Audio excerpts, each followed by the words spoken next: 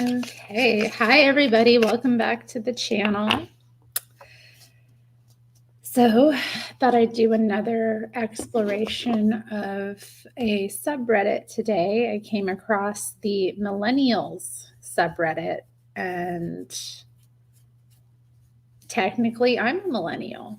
I mean, I don't know, technically, I don't have any problem identifying as a millennial. I think it's pretty accurate for me. It's not only in terms of like the year I was born, but in terms of generally how it's defined in the cultural lexicon. I identify with most of it, and I definitely have been guilty of many of the complaints about millennials that exist, and also I think not others. So anyway, what I'm trying to say is I thought this would be an interesting one for me to explore, given my close association with this generation that is so just maligned and underrated, I think, because I think millennials are pretty great in terms of the ones I know. And I think, too, we're a lot deeper than we're given credit for. And I think the previous and generation and the generation after us kind of has a, I don't know, attitude towards us that can be kind of diminishing of that, or they think maybe we take things too seriously, that kind of thing. But a lot of it is just based in the astrology anyway. That's kind of how I see generational differences. And for me, I was born with the Pluto in Scorpio. So that's most of the millennials. And if you look at us as a generation, there's a lot to that. Like if you look at our experiences, how we've kind of what we've had to deal with in the world at large in terms of our formative years, and also in terms of like our early adulthood, which is also formative year. It's very scorpionic, a lot of it, and I think it's had an influence on us. I think millennials tend to be very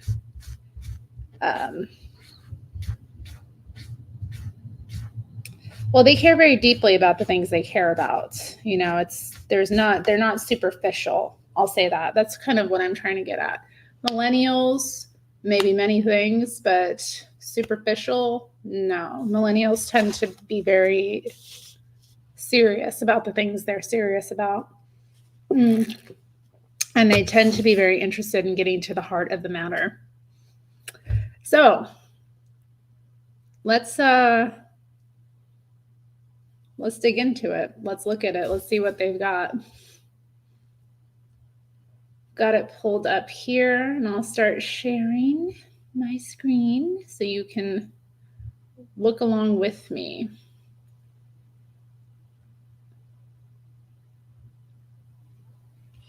Okay, let's see, and I might want to set this up slightly differently just to make it more. And you know what? Actually, let me do this a little bit different, because I feel like I share too much of the screen. It might be better if I. Okay, let me try this again.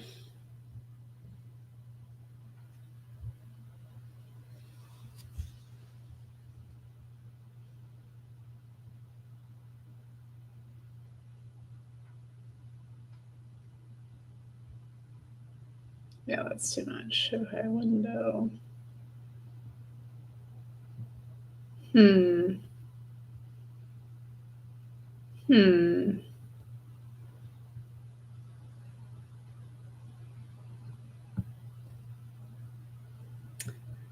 All right, well, I guess that is it. Okay. What is this? Okay. It's sharing my emails. Oh, I'm having a moment, y'all. What the heck? Okay, one more time for good luck, right? Thank you for bearing with me. I seem to be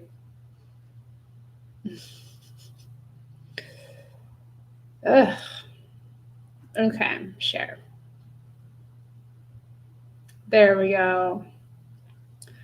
All right, so here it has a description. Millennials, the generation growing up near 2000 and grown up no later than 2020. That is quite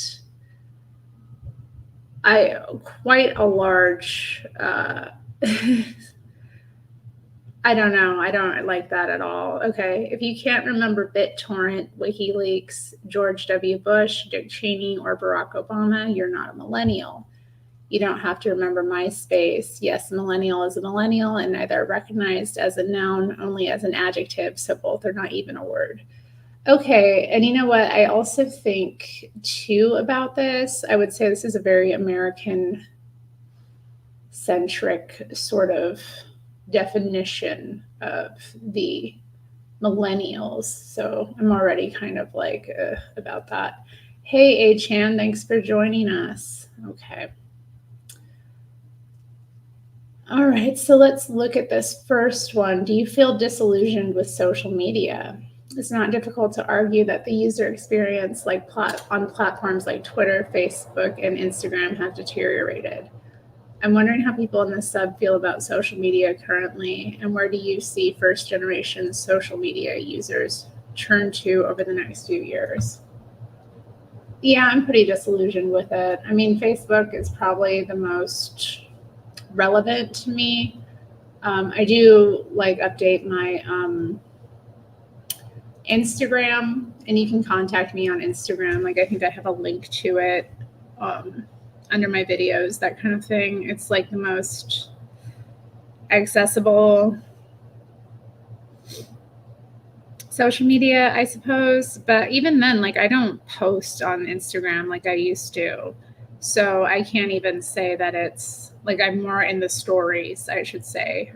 A real post comes from maybe once every few months now. It just doesn't have the same appeal or interest that it once did. Hello, Christopher. Is it afternoon where you are? What time is it here? Let's see. It's 9:26 here, so it's still morning. But yeah, let's see. Okay. If the world was a Monopoly game, we'd be at the part where everybody rage quits because all the property is gone, rent is unaffordable, and one rich guy is ruining everyone's fun. Oh, that's so sad. Oh, here we go. Here we go. I can't wait. I'm getting excited about these posts. Hold up. I'm going in. Going in on the whiners. I can't wait. Okay, so this post is 26. So you're 26 years old. Is a 26-year-old a millennial? I don't feel like they are. I feel like millennial cutoff is like 97. If you were born after 97, you're a Zoomer. You're not a millennial.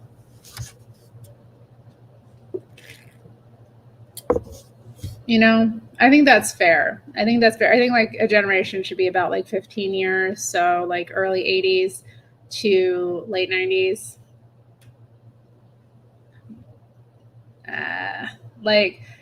I mean, so much about being a millennial to me is about coming of age during 2000, like having the changes in the culture that took place when everyone started to go online, and having grown up before that took place, and then also, coming of age as it had kind of taken over. So like we remember what it was like when you didn't have everyone's phone number on hand, or like, we didn't have cell phones. We didn't have these tools that everyone has now that make life so much easier. We had to use things like maps, and we had to memorize a lot of numbers, and just, the way things were done was completely different due to the technology. The technology changed drastically. So I feel like that's a big part of the millennial experience. We were also the first generation to have cell phones. So I don't know, 26 to me seems a little young to be a millennial, but they're still on here whining. So feels like climate change has stolen my ability to be excited about the future. Thanks to climate change, I've started to lose snide optimism I've had left since the pandemic. I've made plans to do stuff with my girlfriend as far out as December, but every time I think about it, this pit just opens in my stomach. The world's burning, and I'm just puttering along until it finally robs me of all I care about. It feels wrong to even think about the future since there doesn't seem to even be one. Not with your spelling. Not with your spelling. This is a Zoomer. This is not a millennial. Anyone else feeling similar or know how to deal with this feeling of impending doom? I've tried to keep an eye on the positive trends in renewables, green energy, but every time I see hope, it gets shouted down by something that proves the positive wrong. I cannot stand the climate change nutbags. It's not that serious. The alarmism about it is really appalling. And the fact that people actually I'm making plans with my girlfriend, but out in December, but it seems pointless. Like, if the world is ending, okay, if all of their doom and gloom and all of that nonsense that these people believe, if it's going to come to pass, shouldn't you be just living your life to its fullest? I mean, that's kind of been my approach to it. I don't worry about things that are out of my control, and people that do tend to fixate and worry about things that are out of their control really make themselves miserable. I cannot relate. Like, my philosophy is to understand that things are out of my control, like the state of the climate, the state of the world. All I can do is just do my best with the little life I have and appreciate all the goodness around me, all the wealth, all the things I have the privilege of enjoying. Like, these people are living in the most abundant time. They have riches that our ancestors never could have even fathomed at their fingertips. And yet they make themselves miserable because they listen to people who don't even know what they're talking about anyway. And like I said, this is such a problem too with the climate, like the freaks, like so many of them. Like, if I really believed what they believe, like I said, I would be going out of my way to make every day a party, make every day as exciting and fill it up with as much goodness as I could. Like, I'd be, enjoying my life to its fullest. If you think the world is going to end, isn't that the correct approach? But not these people. No, they seem to just be wallowing and making hermits of themselves. Like, what? It's so depressing. Oh no. You're not doing the right thing. But again, I feel this is more of a Zoomer problem. Like, I've had to say this to younger people too. They've been talking like this my whole life about all the issues with the climate. The world is still here. We're all still alive. All right. When I talked to my grandma about it as a child, I was like so worried about the hole in the ozone. I was like, Grandma, there's a hole in the ozone. And she's like, it's not a big deal. Don't worry about it. They've been saying that for years. When she was a little girl, people were talking about the end times. Like, there is an obsession with the world ending, and it's always existed, and it will always exist. All right, just it doesn't do us any good as humans to be too fixated on that. Case in point, this person. This is an interesting username, Cat MILF. Cat MILF. Cat MILF. Are we actually just the most infertile generation? I know that there's lots of talks about the declining birth rate and the child-free movement, but no one ever discusses the way that infertility may play a role in this. I am the youngest millennial, 27, but my side part and skinny jeans vindicate me from zillennial claims. Again, we have a very young person. And I lead a very healthy, active lifestyle and no previous medical problems, and have suffered 2 miscarriages after 7 months of TTC. I posted my story and got way more messages about women suffering the same fate than I would have expected.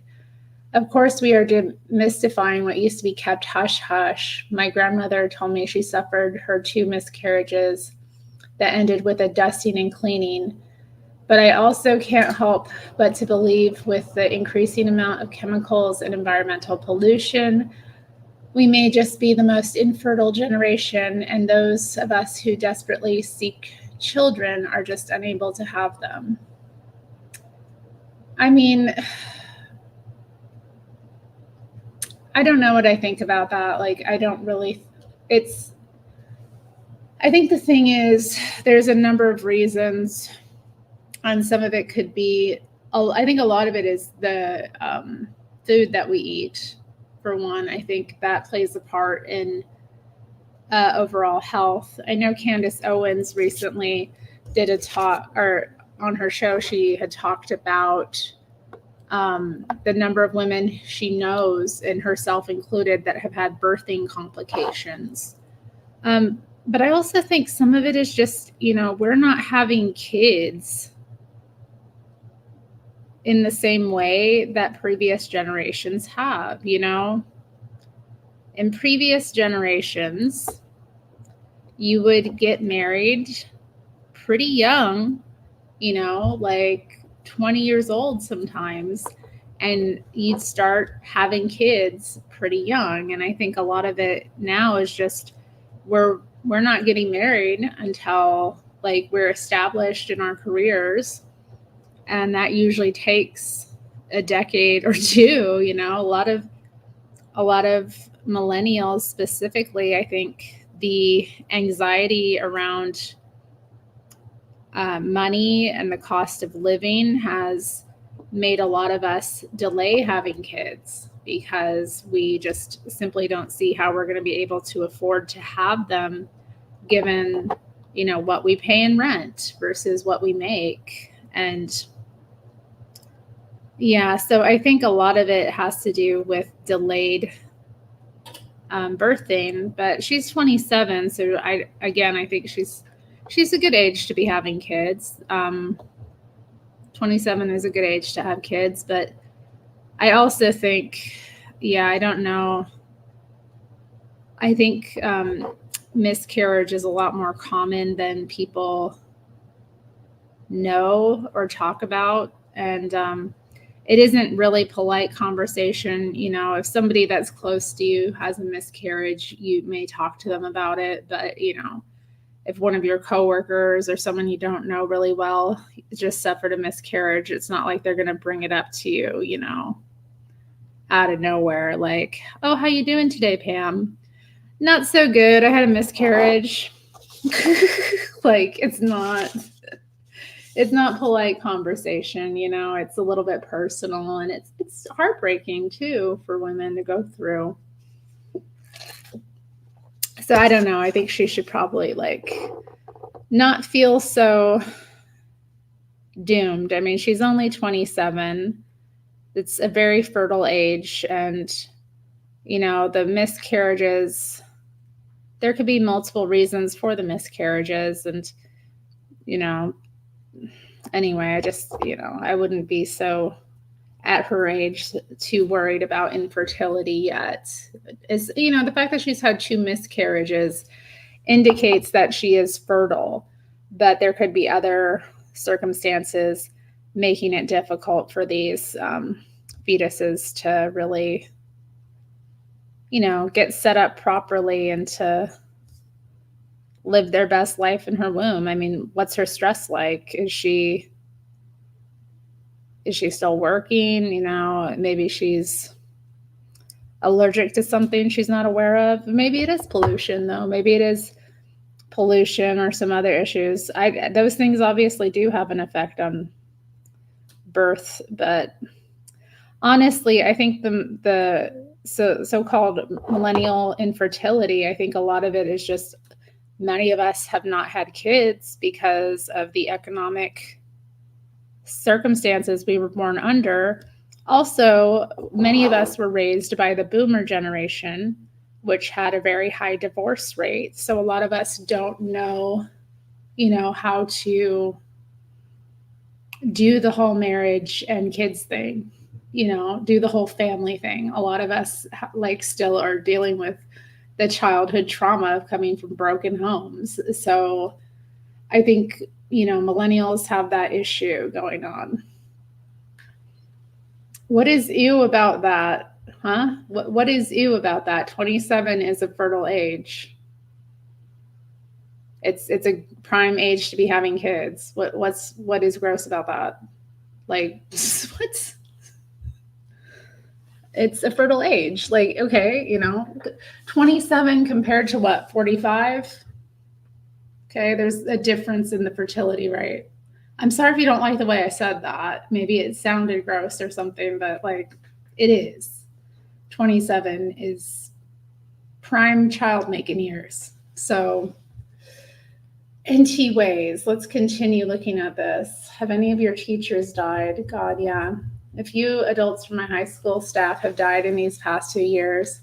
My school bus driver, a sports coach, and a teacher. Just a reminder that life is temporary. I hate getting older. Oh.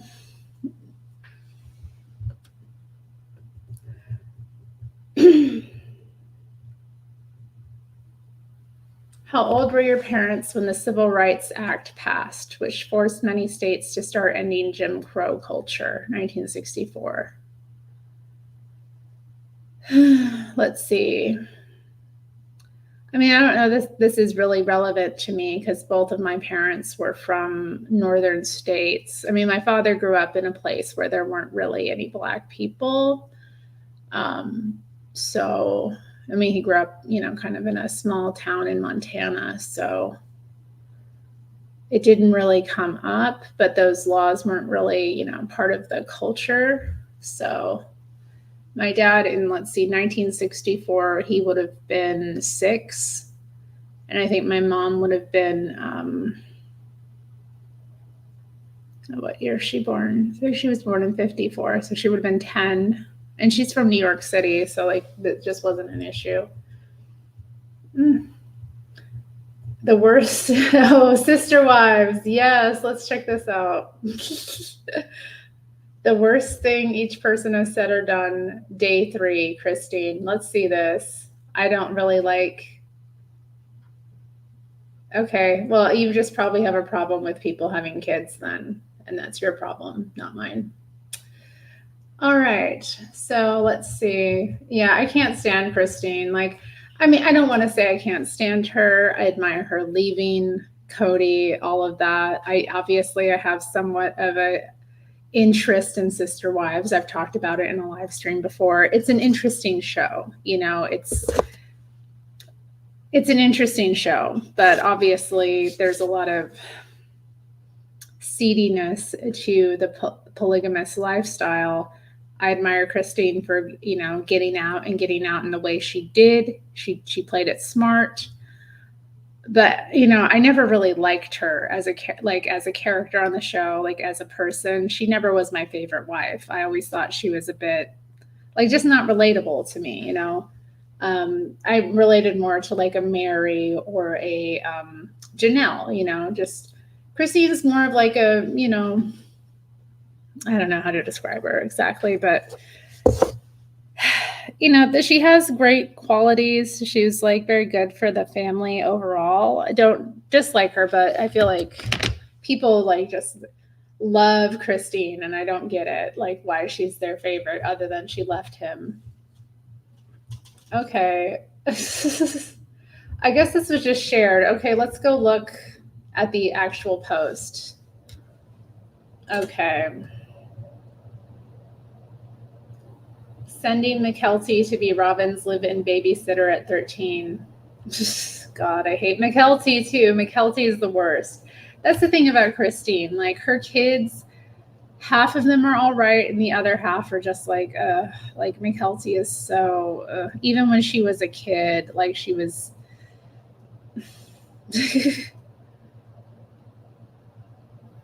Not chewing Cody a new a-hole when he made his daughter cry over her much-needed surgery. The way she just sat there.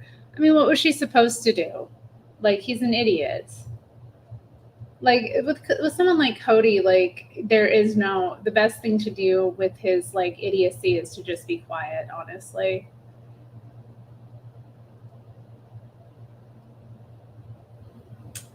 Not getting medical treatment for her kids. McKelty fell off a horse and went to the chiropractor. Truly almost died. And Christine had been home for several days and didn't take her in. Isabel had to go through a bunch of bogus exercise stuff for her scoliosis. God, truly was in renal failure.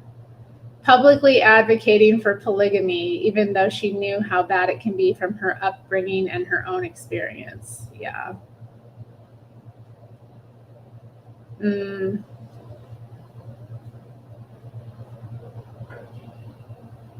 Let's see.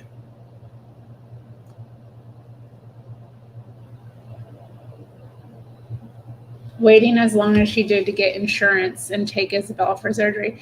I don't think that was her fault, though. Like, I think Christine had to, like, Christine wasn't Cody's wife, like, legally. So she had no access to his insurance.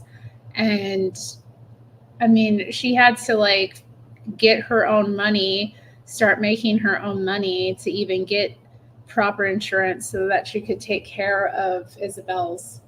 Like, she worked very hard to get things taken care of for Isabel on her own, despite having a supposed husband. So I don't know. I'm done with this. Like, I just find her irritating, I guess. Like, I just find Christine irritating, like, as a person. Like, Forrest Gump was the moviest movie of all time. Discuss. This thought occurred to me last night as I was falling asleep and the edibles were kicking in. Why would you go to sleep on edibles? I know people do, but like it seems like a waste. Does this make sense to anyone else? Do you agree? It just feels like such a quintessential example of a movie, but I feel like it's a generational thing. I asked my boyfriend, who is older, and as soon as he understood the concept, he knew exactly what his equivalent was. 2001, A Space Odyssey. I mean, Forrest Gump was, I mean, yeah, it came out when I was a kid. Forrest Gump is, it was impactful. It definitely was. It had all the elements that you would want in a movie. It's like a great American movie, like, you know, a great American story, maybe I should say. Forrest Gump, all of the adventures he went on, all of the stuff. And I think it was appealing because I think it maybe taught us stuff about like the previous generations and the things they'd lived through. I guess that's what was exciting about it. It was I don't know, it had a lot to it. It was the moviest movie, though. It is one of those moviest movies. Yeah, and I just think about like his character, the fact that he was kind of slow or simple, made it all the more kind of touching because he was so relatable, but yet also, I mean, there's like that, how do I put this? There is in all cultures, but specifically Western culture, the concept of the fool. And the fool is they go through life more openly, you know, with an open heart. And I think that movie just has a lot of heart because of that. Like he didn't see things the way other people maybe would have at the time. He was just experiencing life, you know. So yeah, I would say it's one of the moviest movies that ever movied. I can't think of a movie that really compares to Forrest Gump, but let me know if you all can think of one. This is just some nonsense. Topics important to millennials. I'm doing research to find out what issues are important to millennials. It can be about lifestyle, family, religion, career, and travel. This generation has experienced critical changes in the world at a young developmental stages. I'm looking for various perspectives on these important issues. Posted a day ago, has one comment. Let's see what it is. I think it is important we discuss how we have been robbed of our midlife crisis. The midlife crisis is a boomer thing. I don't think millennials need to have a midlife crisis. We've had a crisis, like we had our crisis early on. We're good. Now we're like secure. Like we're going to go, I feel like millennials are going to go into our old age a lot more secure than previous generations. Like we're going to build ourselves.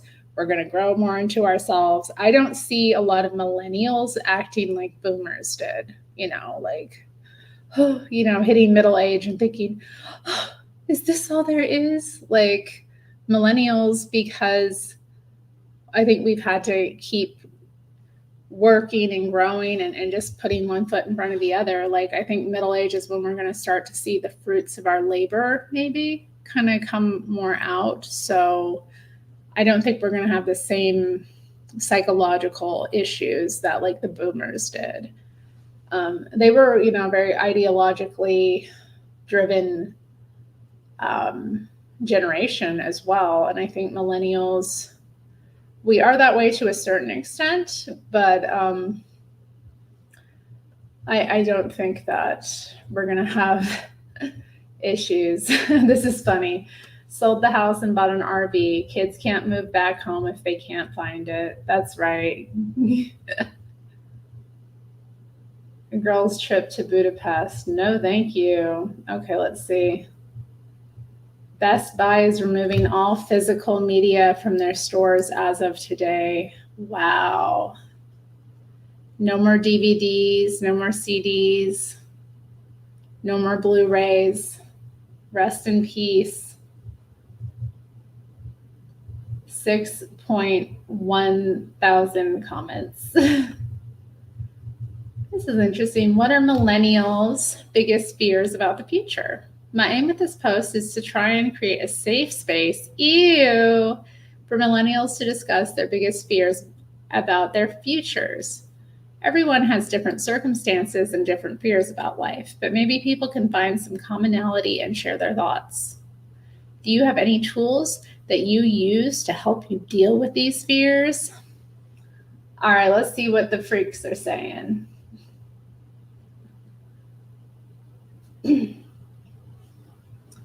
Not having enough funds for retirement. Yeah, that's a worry. Retirement, not being able to retire when eligible because I don't have the funds to. I'm 38 and already mentally ready to retire. That my life will remain as lonely and miserable as it is right now. Oh. As for tools, working on charisma and asking friends advice on how to be a better friend to people. Oh. Worried about my parents getting older and eventually passing away. Yeah, one of my best friend growing up, both of her parents have died. Her father just passed away. It's sad to think about. You know, I've got a number of friends who both of their parents are dead already, and they're young. One of them's even younger than me. That's hard. Only fear is a life poorly lived.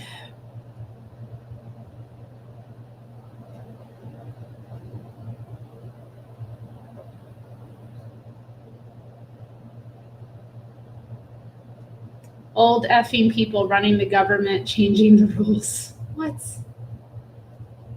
Falling back into the cycle of generational poverty I thought I broke. I haven't had a stable job since 2020 after a mass layoff in 2021. I landed quickly somewhere that wasn't stable, but it was good. Another mass layoff led to 5 months of being unemployed, then 8 months at a place that was pure hell. Left it for a contract that didn't end well just 3 months later. This time I don't have the runway I had before.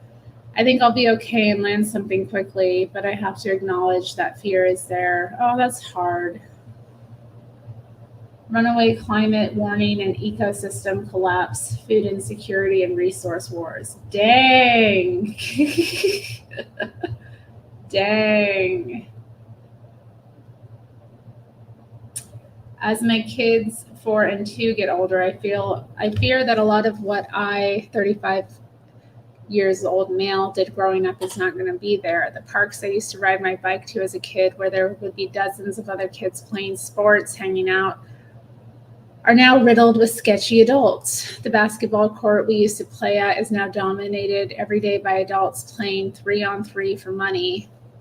Yeah, it is a problem. I've noticed that like a lot of places that should be just available for kids aren't. And like the adults seem to be kind of running the show, taking over. I can see that. If I had kids, I'd be very worried about that too, honestly.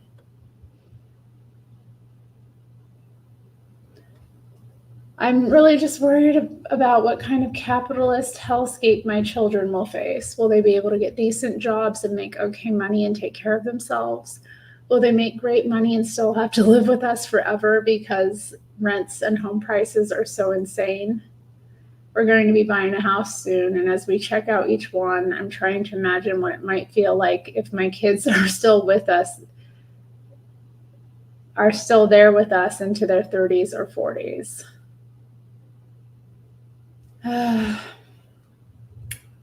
Being old, single, and sick, and not having enough money to pay for someone to take care of me when I can't take care of myself anymore.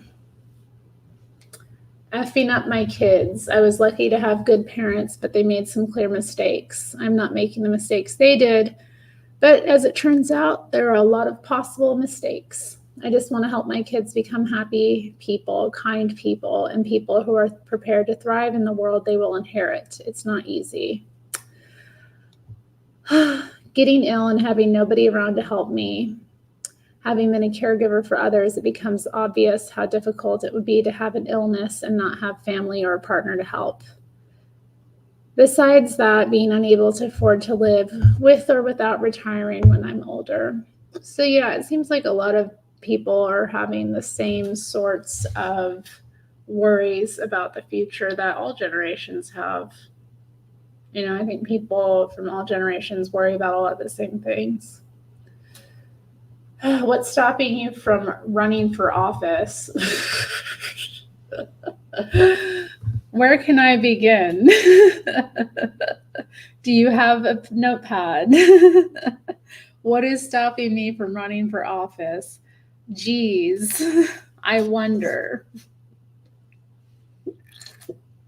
A better question is, what isn't stopping me from running for office? Let's see. When you have to be a public servant, like you're just become a human dartboard. That's your individuality is subsumed. You have to people effing hate you. There's nothing you can really do that will make people not hate you as a public, servant. So yeah, running for office, it sounds horrible. That's what basically stops me. It sounds horrible. Obviously, there's a lot in my past that could be used to discredit me, and I'm not really up for the kind of abuse that I would receive from all people of all, different political persuasions coming for me. I am not up for the abuse, I guess is what I would say. Number one reason I don't want to run for office is I'm not up for the abuse. Thank you. Hi, Amy. Thanks for joining me. We're checking out the Millenials on Reddit. See what, I don't know. It's not the most interesting subreddit, but hmm.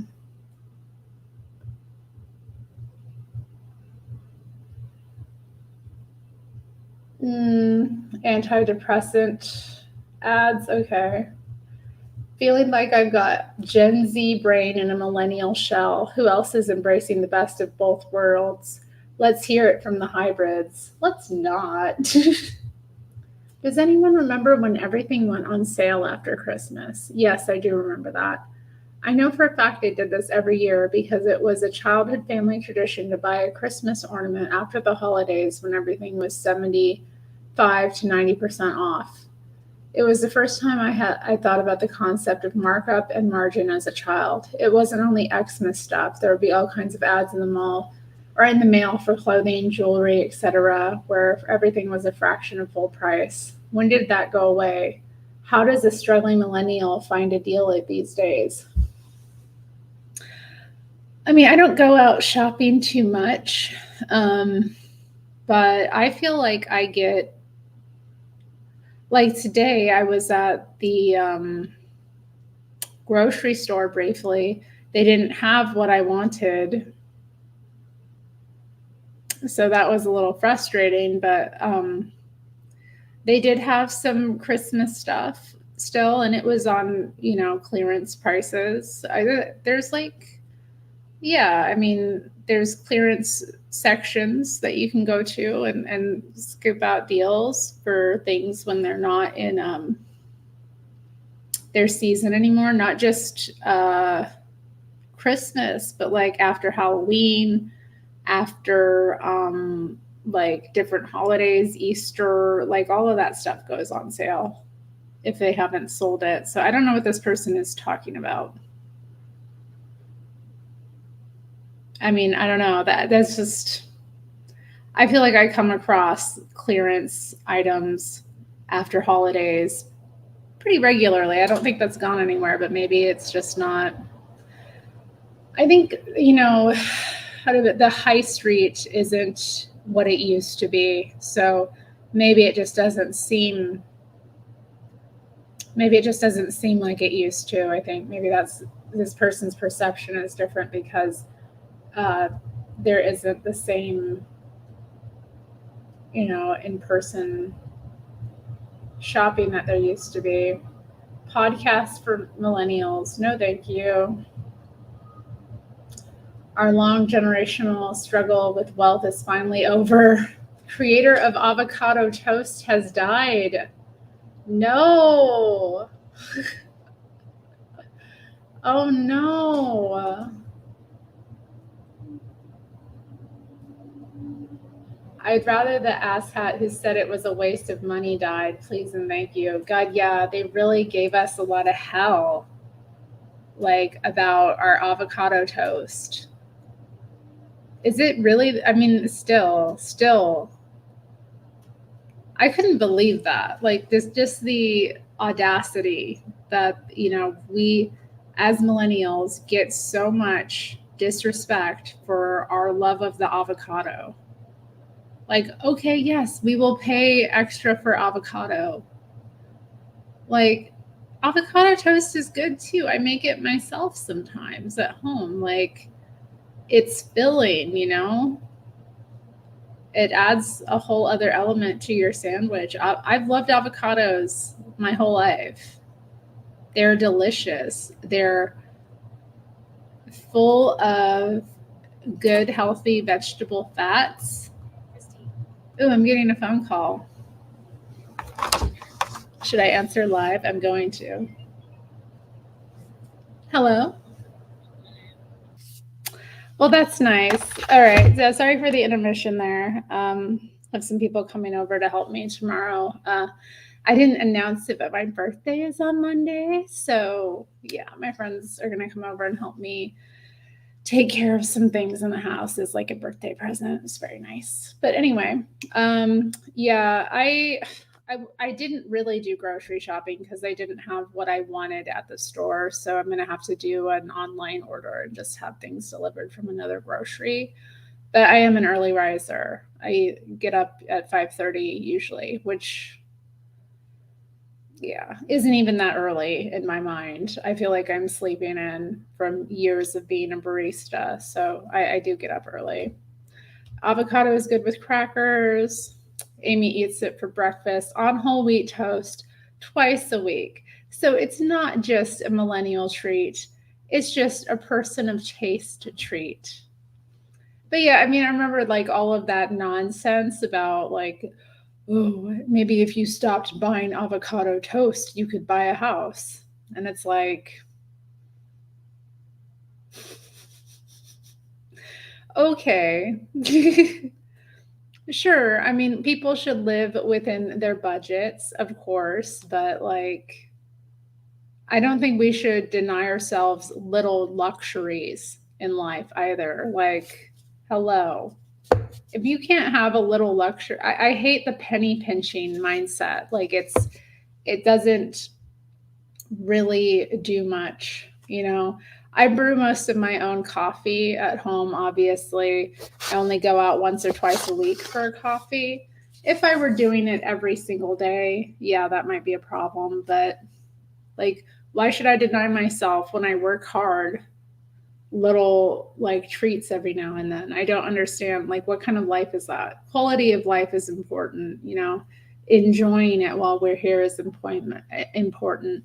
And I don't think, like, I mean, avocado toast, it's just one thing on the menu. You know, really, you're just telling people not to eat out, but they have to go after the avocado toast because it sounds so like, I don't know, like, I guess it sounds like something that people eat in big liberal cities, you know? So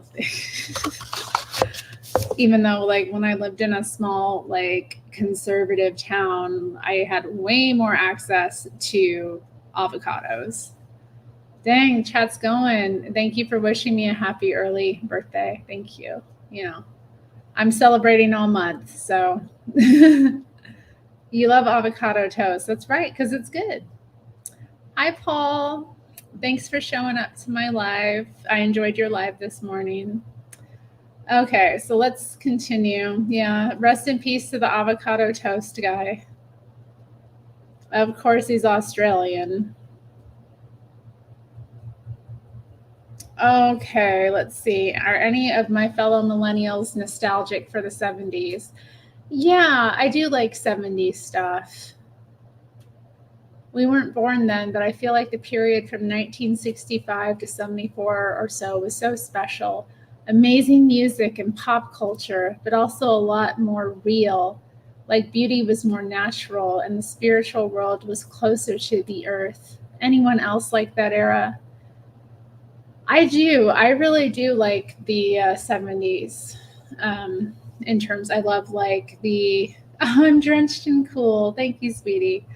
I like a lot about the 70s culture. I mean, yeah, the fashion. Um, Although it's not really meant for me, I don't think a lot of the 70s fashion is stuff I could really pull off.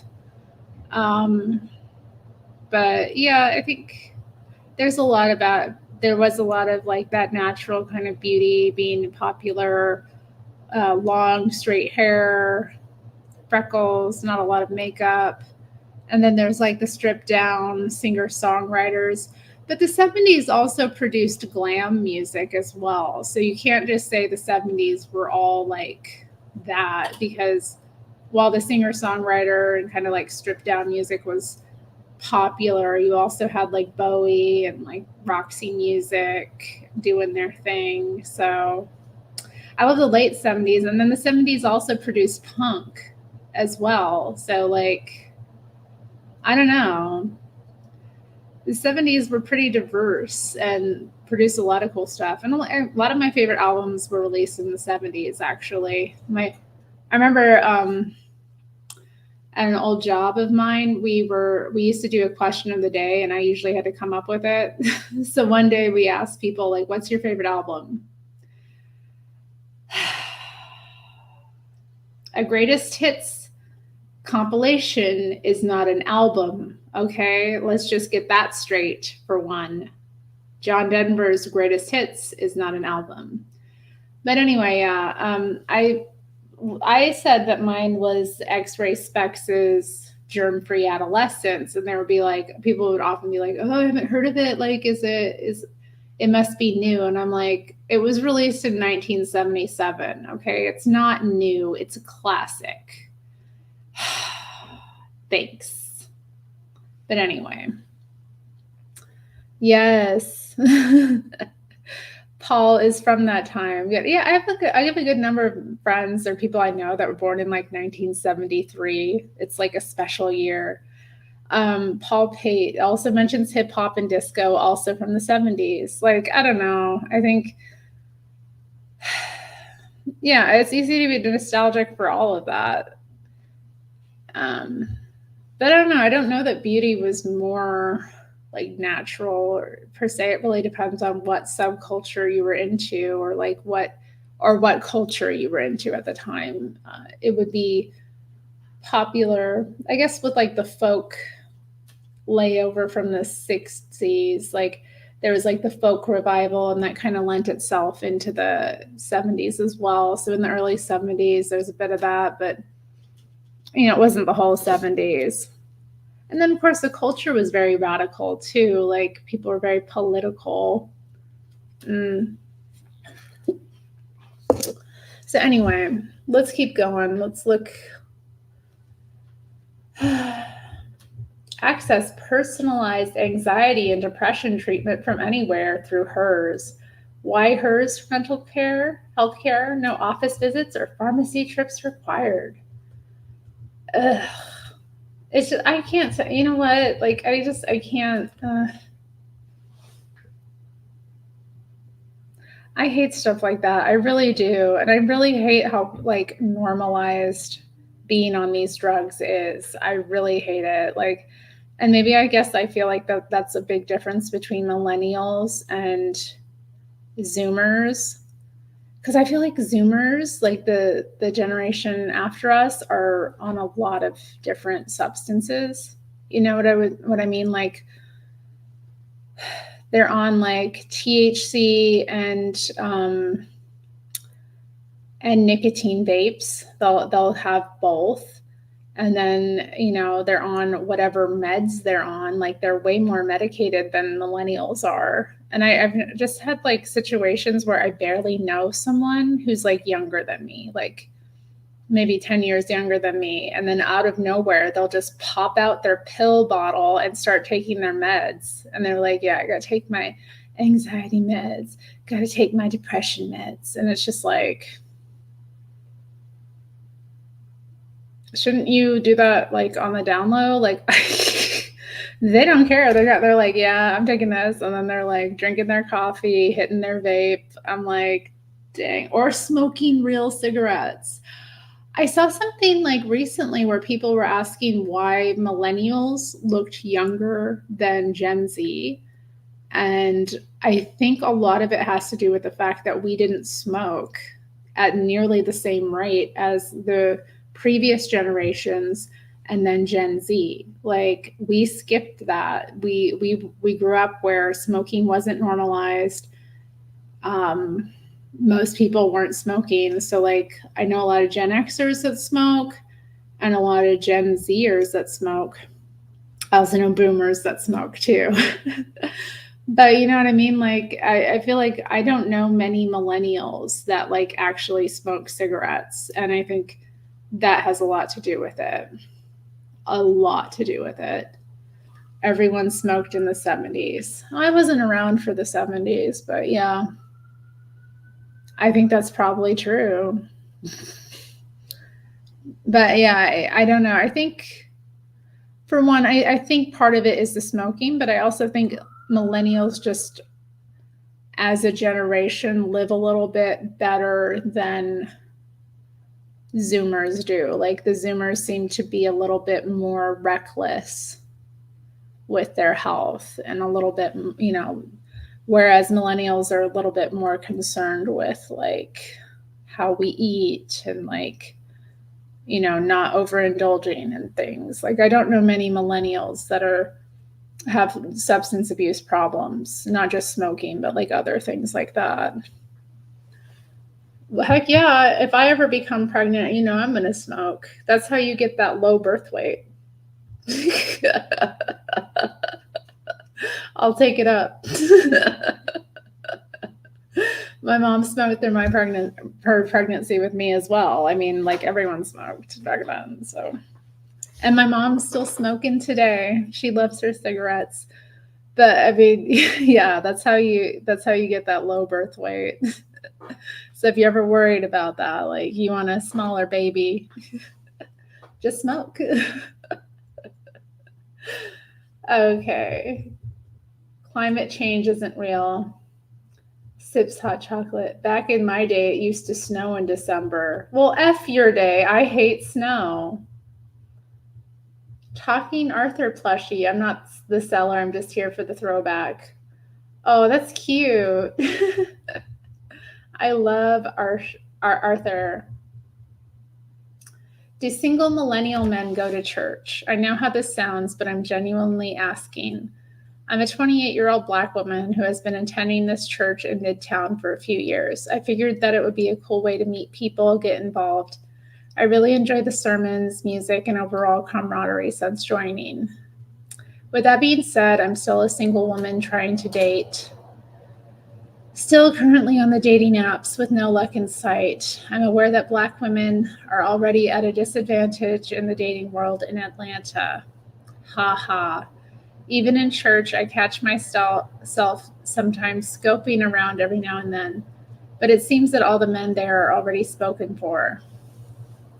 I just want to know if there are single men out there who actually do attend church. Maybe knowing that there is a portion of men who do go will give me a sliver of hope to potentially meet a nice guy in this setting. I don't know. Let's see, did anyone respond? A lot of us don't follow an organized religion. I would say that, yeah, most millennials are not religious to a great extent. A lot of them aren't. In my church, there are a few men around my age that attend.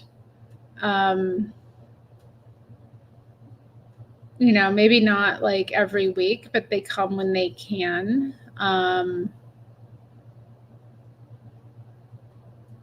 Most of the people in attendance, though, are older, generally, like the regular people are older. But that's okay because I'm not really looking for someone my age. So I'm like, oh, he has to be millennial. Nope. No, he does not. I hope he's not. But yeah, I don't know. It's kind of interesting. I think too, she's mentioned being like a Black woman in Atlanta. I've heard things. I've heard that most of the men in Atlanta are a little bit gay. So it could just be where she's living too, or maybe the church she's attending. If she really wants to, there's some churches have singles ministries. I mean, mine doesn't, but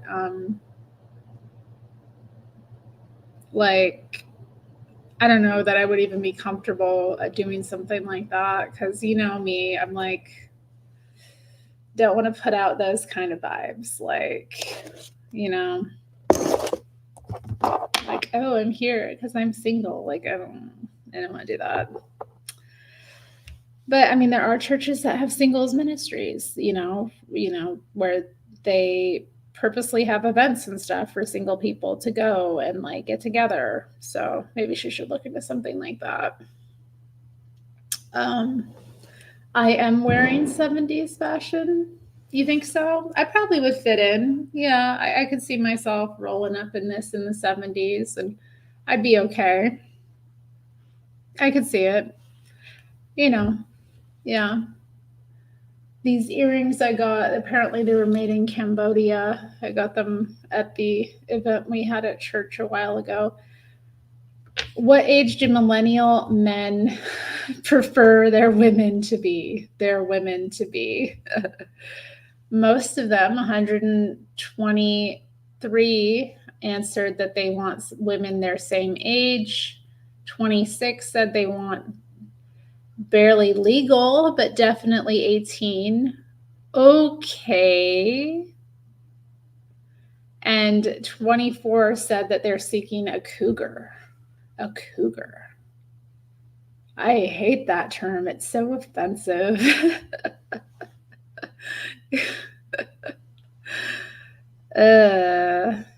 I think maybe also what I dislike about it is that I just don't generally like younger people or find them very attractive.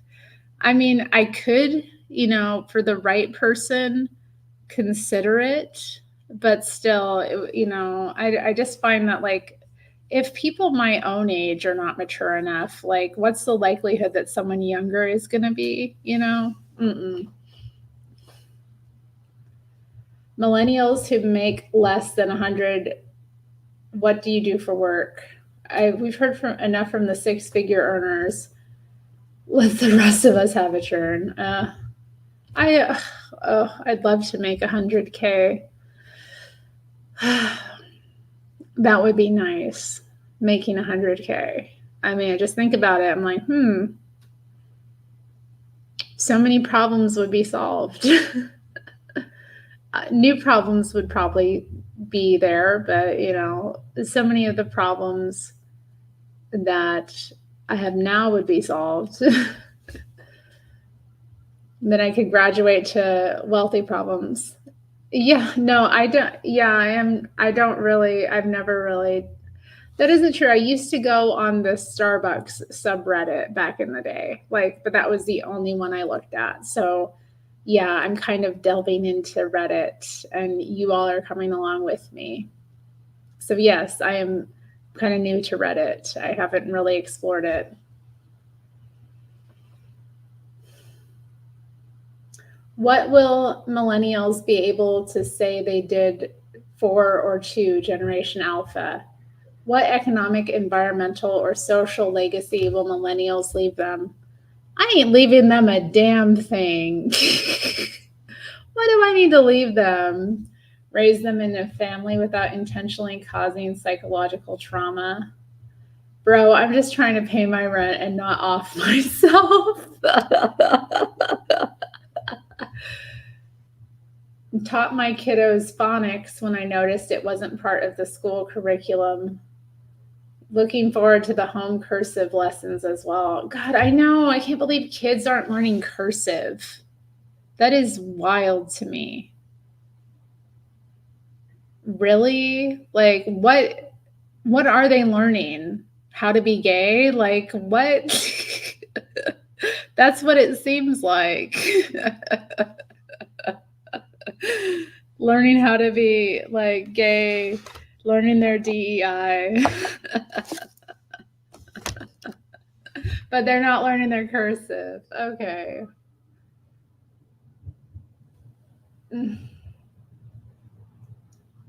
Gen X here. Your generation is necessarily resilient and resourceful. Pass that on to your kids and they'll be good. Oh, that's nice. Yeah, we are, aren't we? Very little one way or another because boomers are still running the country. How many millennials are in Congress? A dozen, maybe two of 500 plus. A lot of Gen Alphas are being raised by millennials. They're the most illiterate generation in decades, and their behavior is so uncontrollable that teachers are quitting en masse, so they can thank their parents for that. Someone said this probably has to do more with COVID and online learning than anything. We will likely see a huge improvement from kids that started school after the pandemic ended.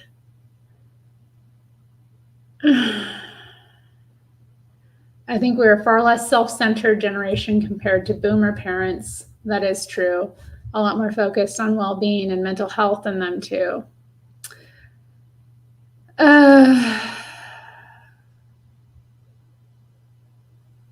Yeah, I don't know. I don't think about what I'm leaving to Generation Alpha. That's not a big part of my, worries in life. Traveling for Christmas is not worth it. Gee, here we go. Another like medication anxiety is when your anxiety has your mind racing a million miles a minute. Why is everyone so damn anxious? I'm not anxious. I'm getting anxious about the anxiety that I'm getting exposed to all the time. Why are people so anxious? What are you anxious about? Chill out. Are you hopped up on caffeine and THC?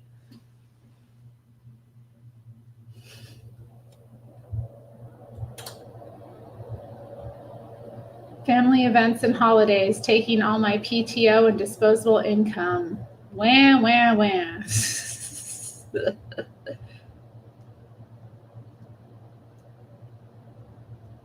It's up to you to break generational trauma. This is cute. Okay. Millennial snowflake, cringe zoomer. Nice meme. Okay. Millennial snowflake. I love how they like call us snowflakes when they raised us to be snowflakes. How was college and young adult life during the 2008 recession era? It sucked. It sucked.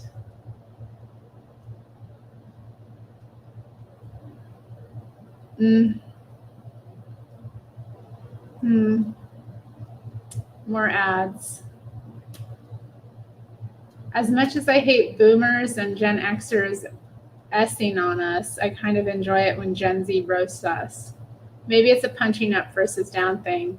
Or maybe because the roasting coming from Gen Z isn't as vicious. Either way, I love these kids. Aw. Let's look into this. Hi, Teal Woman. Okay, let's see.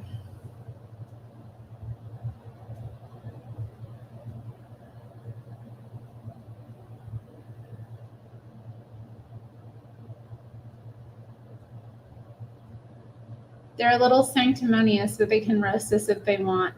I don't know. I haven't really. I mean, maybe I've been roasted a little bit by Gen Zers, but I feel like it's more just about me than about millennials in general.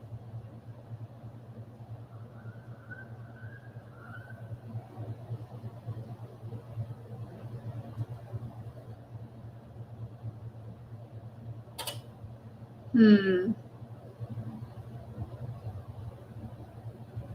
Yeah, it's different when it's coming from Gen Z. Boomers are hateful about who we are as people. Gen Z mocks our high waist skinny jeans.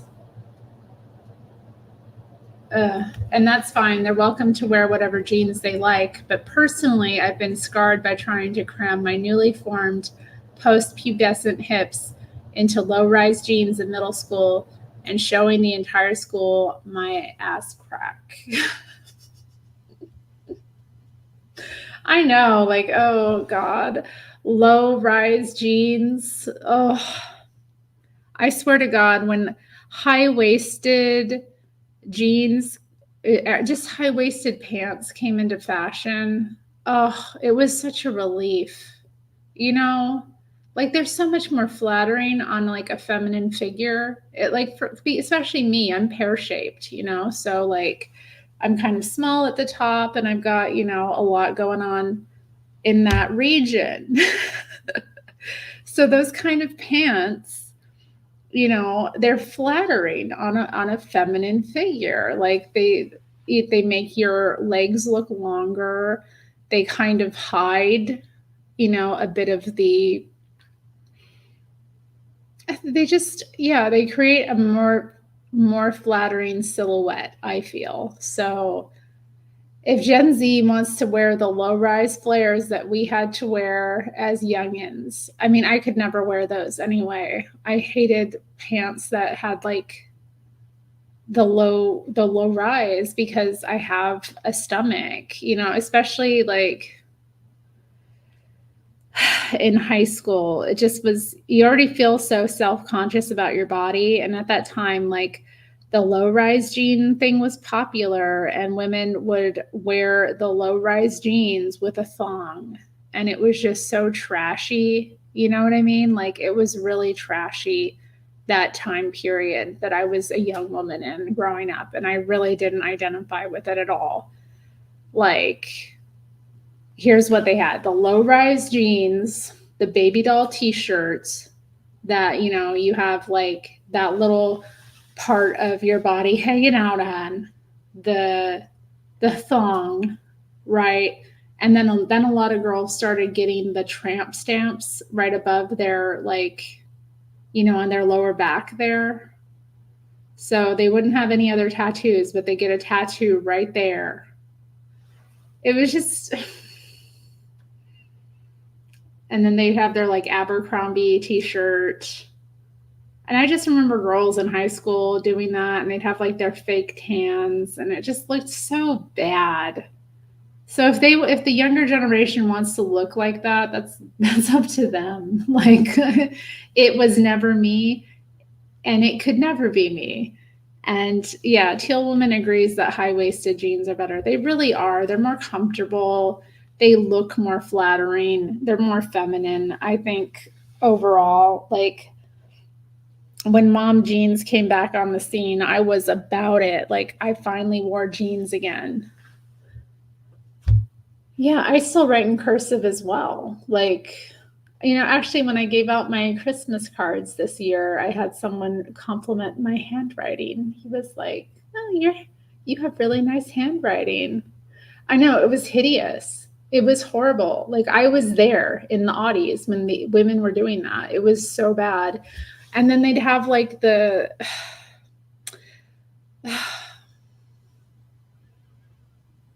God, the like bleached hair, orange skin.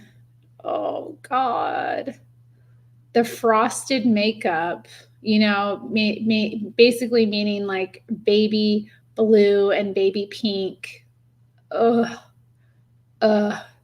The one thing that was good about it, though, is that women had thin eyebrows at that time. Like, I do miss that a bit, like the thin eyebrows. I'm hoping that makes their comeback, because that was still in style from like the 90s. Anyway, yeah, that was a horrible time. It really, I mean, we need a moment of silence for that time because it was so bad.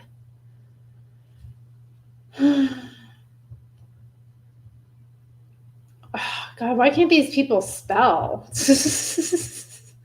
Like, I'm literally skipping over ones just because.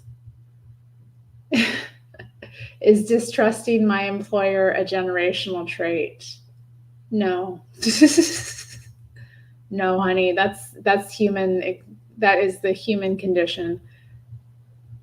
If you have children, would you want them to be exceptional or happy living a simple life? What are your hopes for your children? Question is open to anybody that is an aunt, uncle as well, or maybe you're becoming an elder mentor to someone you've taken under your wing. Thanks. I think, you know, it really depends on the kid.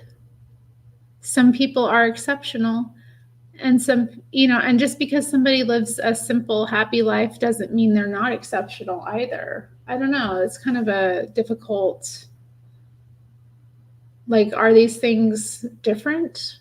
What do you all feel in like the comment section? I mean, exceptional. I mean, I guess that has to do with achievement in the world, maybe is what they mean. Like, if they can, I want them to achieve, you know, the greatest thing they can for themselves. And I want them to, you know, do everything they can. But I think sometimes a life simply lived is the most exceptional, you know? I don't know. Like, Roger that says exception equals rare.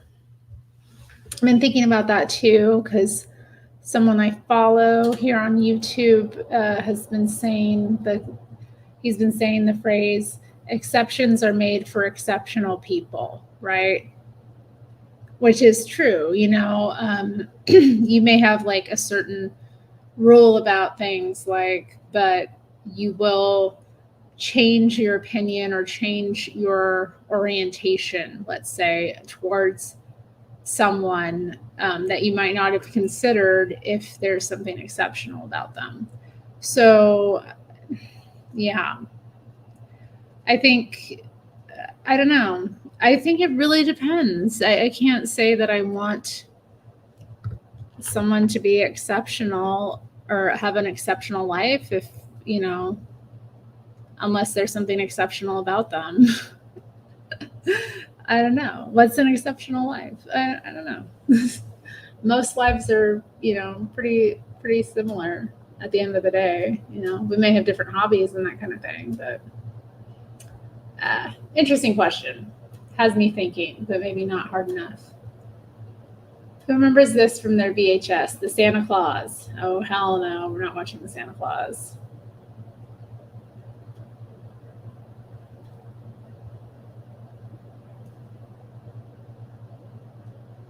I don't want to read that.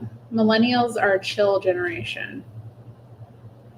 To be honest, I feel millennials are somewhat more mature in a lot of subjects than a lot of other generations. Less tendencies to extremism. I don't know about that. Generally anti censorship, but understand decency, calm, and open to constructive discussions.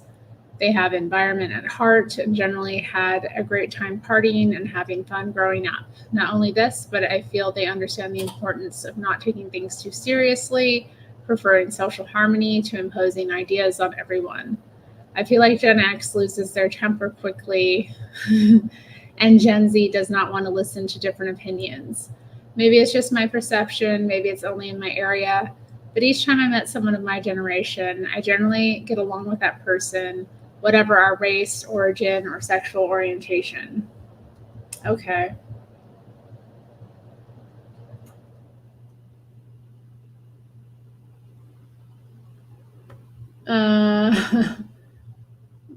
Drop your cringy AIM screen names. I didn't have AIM. So, millennials who actually have a thriving social life or have good relationship with your family, tell me about it. I'd like to hear some positive stories or thoughts. Do you meet up weekly or monthly? What do you do? What fun activities do you plan? How do your relationships stay consistent? How is intentional effort being made?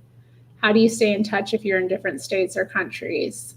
Were they your childhood uni friends or did they become your friends in recent years? I don't know. If it's so hard for us millennials financially, why do we all spend so much money? Good question. Maybe this doesn't apply to all millennials, but with inflation and housing costs through the roof, why don't we spend money like we're living in the Great Depression? We've had every financial misfortune in our timing on this earth, but it seems like we don't care when it comes to pulling out our wallet. Why? This is interesting.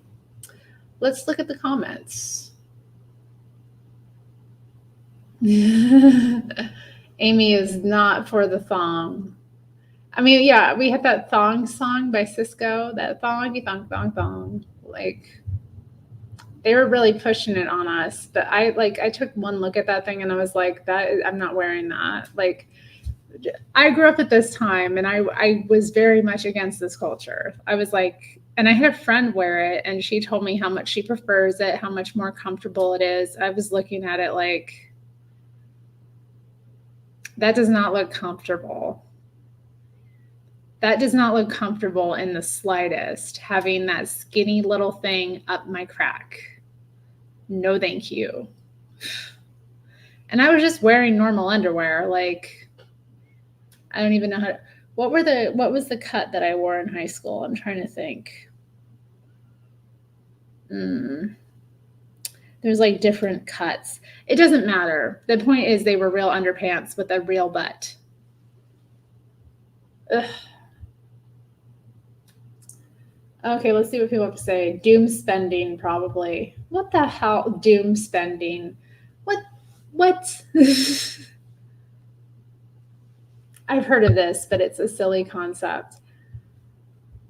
I think that's very subjective. I haven't made any major purchases in a couple of years and I still don't have any money. The cost of living is outrageous. So my money goes either towards essentials or things that are going to make me money. One of my medications is $600 a month. Oh, you might be conflating discomfort with poverty. Just because we're more comfortable doesn't mean we're financially better off than we were. I don't know.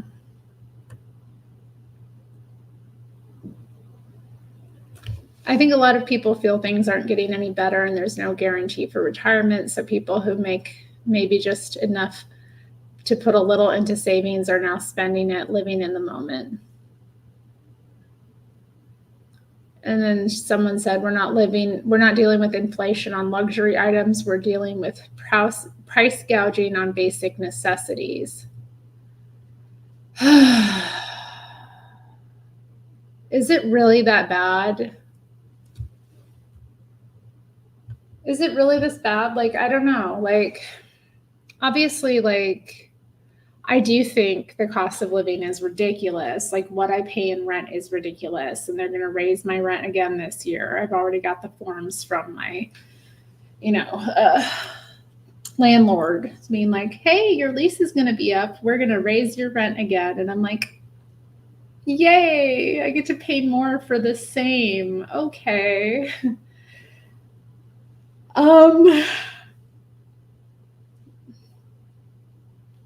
But I don't know. I feel like I haven't noticed like these intense price raises on things like eggs and bread and milk. Like maybe they've gone up a little, but I didn't feel like gouged by them. So I don't know. I'm not really.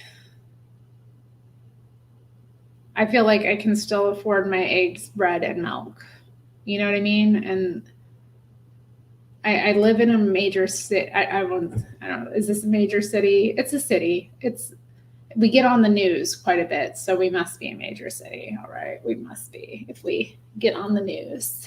So, I mean, but yeah, the economy here isn't that great, at least in this region. So, I don't know. Like, it's hard for me to say. I guess I don't really understand the way people talk about it. Sometimes I kind of just am like, I'm not seeing how much things have gone up, maybe. And maybe that's just my experience. Maybe it's the local economy. There is a lot of food produced locally here. I do tend to when I buy bread, I tend to usually get it from like a local bakery, and that's what, $5. So I guess it's a lot for like a loaf of sliced bread, but it's like, I'm also single, and I think that has a lot to do with it. If I were on the kind of intense budget that I do see some people on, maybe it would be more stressful, but I'm single and I don't eat a lot of my own accord. So and I do put into my savings. Like savings are just automatically taken from my check. That's how I do it. When I get paid, it's just automatically deposited into like savings and investments. So sometimes I'll dip into my savings if I need to, but it's not usually something that I access, and I kind of I just do it automatically. That way I don't think about it, So I'm just looking at the money that I have to work with every month. I pay my bills with that and then spend whatever I have left over. But it's okay to, because I've already started by paying myself first, and it's like, okay, I'm saying this like I'm not rolling in it. My savings aren't incredible, but I don't. Am I interested in the stock market? I would like to invest more in the stock market than I currently do. I did have a number of shares that I sold a couple of years ago. But I haven't really grown my portfolio. And then I have a couple of shares like on Robinhood that don't really generate anything for me. So maybe I should invest more in that. Actually, that might be a good thing for me to do this year because I haven't really thought about like what my financial goals are. So maybe it would be better for me to do that. Like when I get paid, just get paid and like buy a stock or a share. Because I got on Robinhood because of the Dogecoin.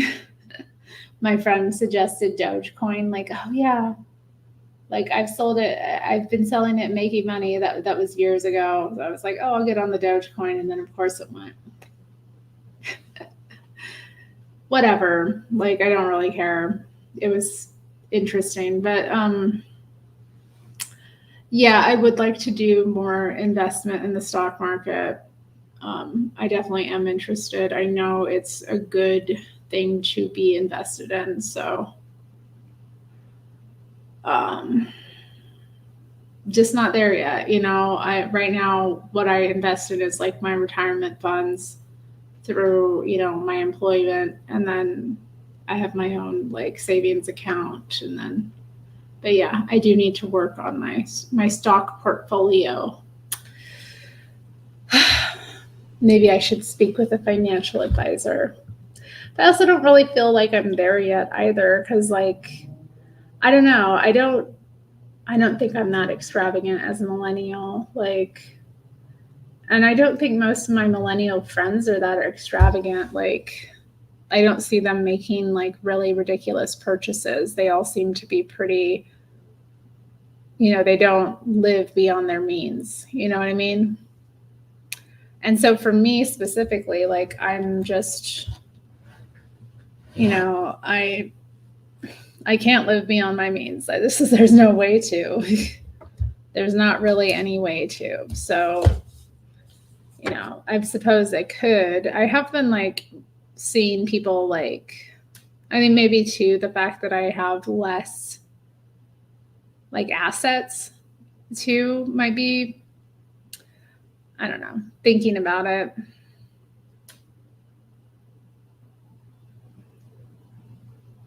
Hi, Bubblelandia. The less urbanite working class is spending a lot more on their vehicle transportation. Yeah, I've seen a lot about like car notes and how much people spend on their cars every month.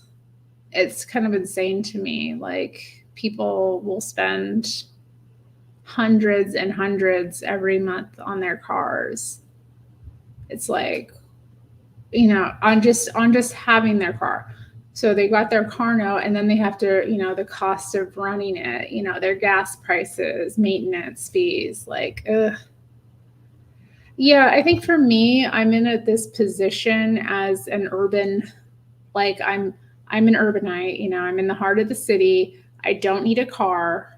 And that frees up for me a lot of, if I did have to drive, I think I would feel squeezed maybe a lot more than I do. But even so, like I also tend to have the mindset of not worrying too much about the cost of things as well. Like food and that kind of thing. It doesn't get to me. And like, I obviously there are times when I need to budget harder than others. Like if unexpected,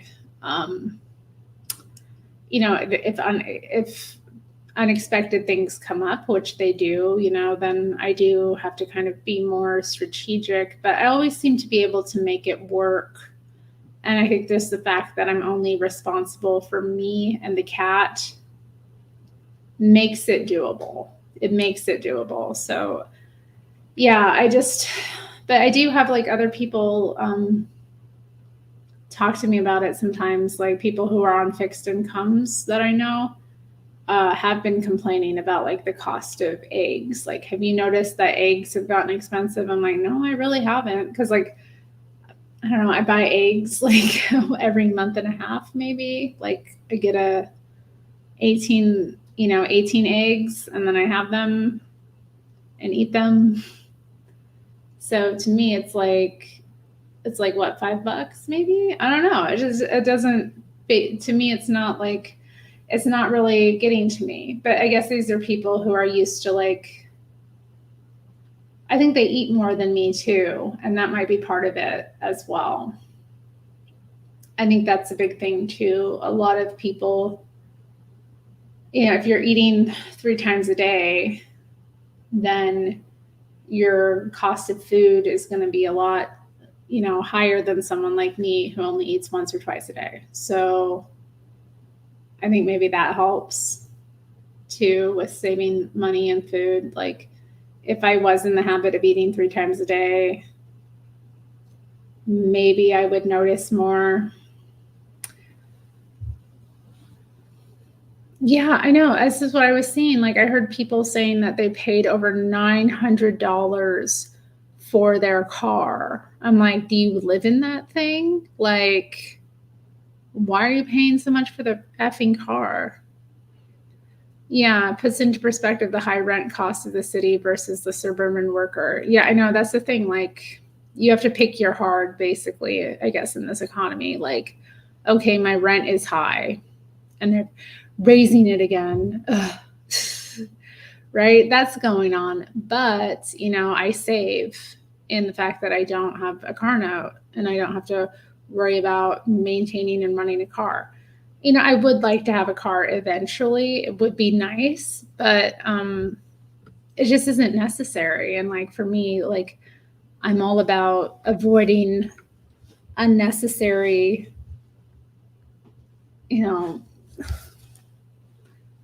things that are, going to cost me and be not really adding to my life quality. Because it's like, sure, it'd be nice to have, but I feel like if I buy a car though too, if I ever do attain a car, it's going to be one of those things where I just buy it cash up front. Like I'm not going to want to deal with paying a car note, or if I do, I want to keep it like under $200 a month and know that I'm going to pay it off pretty quickly. So I want to put a sizable down payment on a car or buy it outright, period. So I'd be looking used, and used and probably kind of old. A vintage Rolls Royce. Okay, let's go back on. Okay. Who's spending too much money? Maybe it's just my social circle, but my friends can only afford rent, can barely afford heating, and wear secondhand clothes that don't fit properly. Oh, I feel bad even asking them to go for a coffee because they can't even afford that. Jeez. I don't know. I don't feel like even the people I know on fixed income seem to do better than that. Like they have to budget and plan, but they always make time. They always make sure there's money available for fun. I think a lot of times though too is budgeting and people kind of living beyond their means. Like if you're in that kind of situation, it might be better to get roommates and live in a roommate situation if it's that dire. But I don't think I've spent years just wearing only, or mostly, I should say, secondhand clothing. Yeah, see, that's the thing. Yeah, it makes way more sense to buy used and not have to finance it. Like the financing, apparently it's great for your credit, but there are other ways to build your credit, and that just seems not it. Speaking of which, I need to check my credit score because I know it's gone up recently. Oh, that sounds good. That sounds like a good investment. Amy is taking a class that teaches how the stock market works. Yeah. I definitely I miss having my stocks and getting the interest off of those. Those payments would always be like, oh, here we go. Okay, let's see. Elder millennial metal fans, what's your favorite of these? And if so, why? I am not a millennial fan. I'm not a metal fan. Gen X to millennial to Gen Z music in common. As a millennial, what are some of your favorite musics that made it both generations? Like, isn't it cool when a Gen Z knows early 2000s Bjork? I found sometimes Gen X is surprised that we know and love the music they loved in their 20s. Also, did millennials pass anything down to Gen Z? Anything span all three generations? Bjork, early stuff, and the Sugar Cubes, Everclear, Bikini Kill, Rage Against the Machine. Is the indie era valid, or is that purely millennial? Death Cab, Iron and Wine, Soup John Stevens. Did they reach Gen Z or Gen X? Oh, I don't know. I think like as a millennial, I really liked older music. I I liked some of the music that was popular when I was young, but mostly I gravitated towards older artists. So like my favorite band since I was 17 has been Suede, and they were kind of before my time. I mean, they still make music, so to say they're before my time is ridiculous. And I think music is one of those things that kind of, it spans generations. People of different generations can get into music from different generations, but I don't really I haven't gotten into as many modern artists. The only like modern groups are, artists that I've gotten into like in the past 5 years or so are groups like Drab Majesty or maybe like Molchat Doma, like stuff that's kind of like dark wave or something. I don't know, like stuff that kind of is reminiscent of stuff that already was made in the 80s. So I don't know, like for me as a millennial though, I love like 80s music. 80s music, like I said, I love a lot of stuff from the 70s too, a lot of my favorite albums. But yeah, my favorite group is Suede. And I would say they're more of a Gen X band. Like they came out when Gen X was young.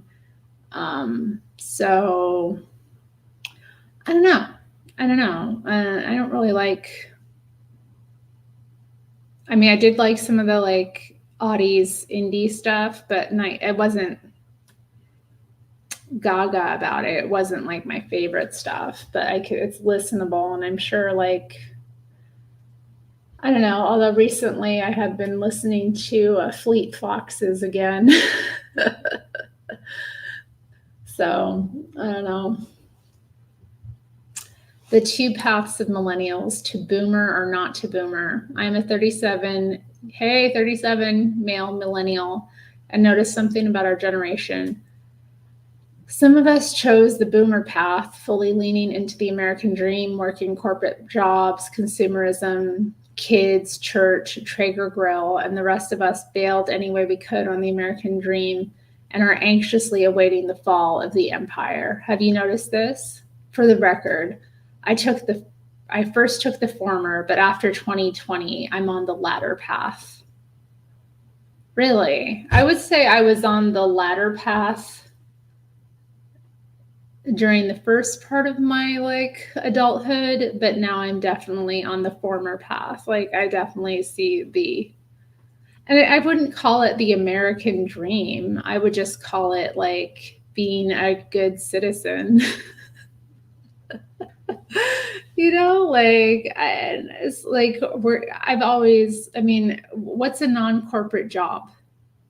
Do those exist? Are there many non-corporate jobs out there? Like, so you work at a corporation and, there's actually benefits to working at corporations for workers anyway. Like most companies are corporations.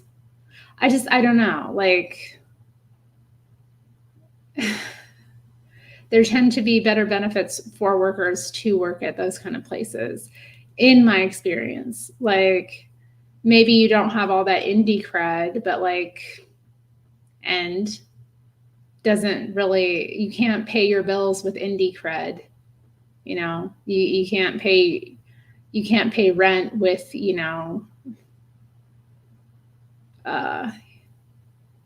any of that. I don't know. Like, again, I don't think it's the American dream. Like, I don't have the typical American dream. I mean, maybe I do to a certain extent. Yeah, it would be nice to have a place of my own that I owned outright, to have assets, to have my own business, to, have all these markers of success. But I also I don't put that much stock in it either. Like, yeah, here we go, Amy. Like that's the thing. Like, sure, like there are things about like having a vehicle that are nice, but when you work or when you live and work in an environment that is actually like, it becomes unaffordable. Like, it really just, you end up paying more than you need to for this thing. Like, there are times when assets become liabilities. And I think that's a perfect example. Like, you have to pay a fortune for parking. And like, are you really using it that much? Really, are you? Like, because I think about that too. Like, if I had a vehicle right now, how often would I drive it? Because it's not necessary to go. I don't need the car for groceries. I don't need the car for most shopping. Like, I don't need the car for most things. The only thing that the car would really be used for is for like maybe going out to events late at night in the winter, and maybe like or in the summertime. I guess it wouldn't really depend on the season. Or like going out of town, which is not something that I really want to do that often. Like, and I think too, like, I live in the area that is desirable, that people want to come to. Like, there's more going on where I live than where other people live. So people who do drive come into the city. You know what I mean? Like, they usually live out. And so it's like, yeah, you just pick what you're paying for. Now, I guess, but it depends on what kind of job you work too. So some jobs, like, you really do need to have a car for. So yeah, I mean, you just have to figure out what is most reasonable and most affordable for you. And like, yeah, you can have a car, but is it necessary? Like, or is it just going to end up being this like liability that you're wasting money on? And in reality, if you didn't have a car, you would have money freed up for so many other things. So yeah, I mean, a lot of it is down to like what you value. And did I choose a church based on proximity? My church is in my neighborhood, so I guess you could say that. Having it I do think it's important, if you can, to go to a church that is local to you. I think there is something to that. Unless you've like moved around in your town over the years and you're just kind of attached to that church, I think there's something special about, going to your local church, going to the church that's down the street, going to the church that's a few blocks away. There's a number of churches in my neighborhood though, so I didn't pick it because of the proximity, because, there's another church like catty corner from it that has a much bigger congregation. So a lot of why I chose the church I chose came down to how I felt in the place, like the fact that the work that I saw the church doing in the community, the resource I see the church being, like, those things were more important to me, because there's a ton of churches around here. Like, I can count like on, let's see, 1, 2, 3, 4, 5, 6. Just in this little area, there's like 6 churches that I could attend. And there might be more that I'd not like. Actually, no, yeah, there's 7 actually, because there's the Catholic Church as well. Because I was considering attending a Catholic church before I found mine. Really, it came down to how comfortable I was in the church, how I felt about the theology and the people that work there and the people that volunteer there. Really that's what it came down to. So proximity is important to me, but it's also not the most important thing. Like, what is the impact that this church body has in its community? Like, and how is the theology, and how are the people that live in, how are the people that, come together in this church? How are they themselves? That's really what it came down to. Yeah. Because I have some friends that work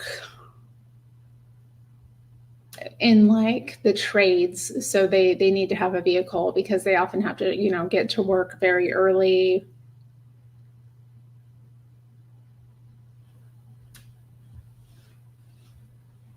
Yeah.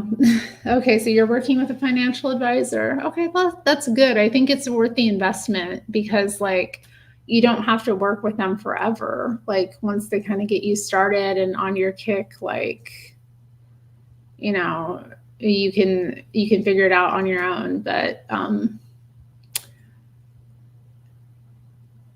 yeah, I don't know. I like to do a little bit of my own though. I just feel like it might be good for me at some point to sit down with a financial advisor and come up with a plan, of how to best maximize my resources and invest, like what would be smart investments and what's sustainable. I know someone with horses and they need to have a vehicle. Yeah, I mean, again, having horses is very extravagant. Like horses are not cheap. But yeah, in the modern era, having a horse is like, woo, you're balling if you've got horses. Nobody broke has horses, okay? I mean, I don't know. Maybe people who live out in kind of like more rural areas that have horses. I mean, I wouldn't say they're broke though. They just,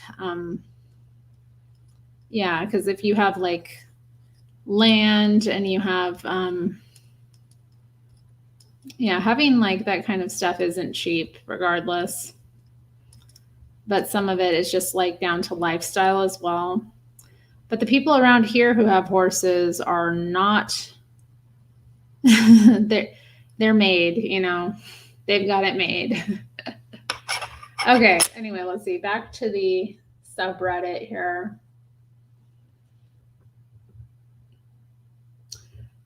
Oh yeah, they used to say that millennials had weird senses of humor. And yeah, they're saying it now about Gen Z. I think it's just, yeah, the young people. Who was bigger at their peak, Tupac or Lil Wayne? I feel like Tupac. I don't know though. I mean, yeah, I feel like Tupac is just a bigger name than Lil Wayne. Anyone feel like the pandemic years obliterated their social lives? Nope. Dear other millennials, how did you get a job in this job market? Edit, I have a job now. Wish me luck. Good luck. Can you guys please fill out my questionnaire on mental health disorders? No.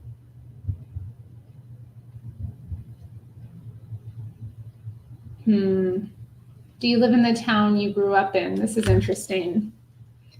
Yes. No different town, no different state. Okay, so it seems like there were 98 people that voted, but the majority of them live in a different state than they grew up in, which is my experience.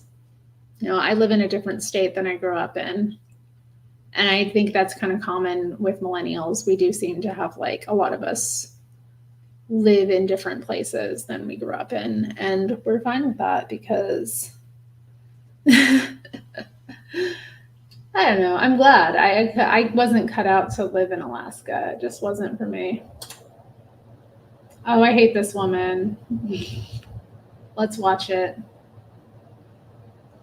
I remember this went viral, and they're saying 29-year-old woman gets bullied for not wanting kids. I got the impression from watching this, though, that she did want kids. It's 10:45 a.m. on a Saturday. I'm 29 and single, and I don't have kids yet. Here's what your Saturday morning looks like when you're single at 29 and you don't have a kid running around the house. I didn't rise from my bed until 10:15. Every time I thought, I should probably get up and do something. I thought, why? Nobody's making me. I'm not missing out on anything. I went to Beyonce last night, and I didn't get home until 1 a.m. And I danced and drank my little heart out, and I didn't pay a babysitter to watch my kids as I did that. And I woke up a tad hungover this morning, which is probably why I was in bed for so long. And I was just scrolling on my phone, and I saw a picture of shakshuka, and I thought, you know what sounds really good? Maybe I'm going to learn how to make shakshuka today, because I have no plans and I don't have kids and I don't have a husband and I don't have errands to run. I can go to the grocery store and learn how to make shakshuka. So that's on my agenda today. Also on my agenda, probably a rewatch of some Real Housewives of New York. I'm also doing a rewatch of Normal People on Hulu, which is really spicy and I highly recommend. Weirdly, I'm into this documentary on Netflix about blue zone countries, so I've got a pretty stacked day. Anyway, I say all this to say, whenever I'm hard on myself about why I'm not married and I don't have kids and I should be further along at 29, almost 30, I wouldn't want to do anything else this Saturday. And I know that you can do all these things when you have kids and you're married, and I understand, but the effortlessness and ease of my life, just kind of focusing on myself and the shakshuka I want to make or the Beyonce concert I want to go to, really pays off when I'm hard on myself for not being where society tells me I should be in life.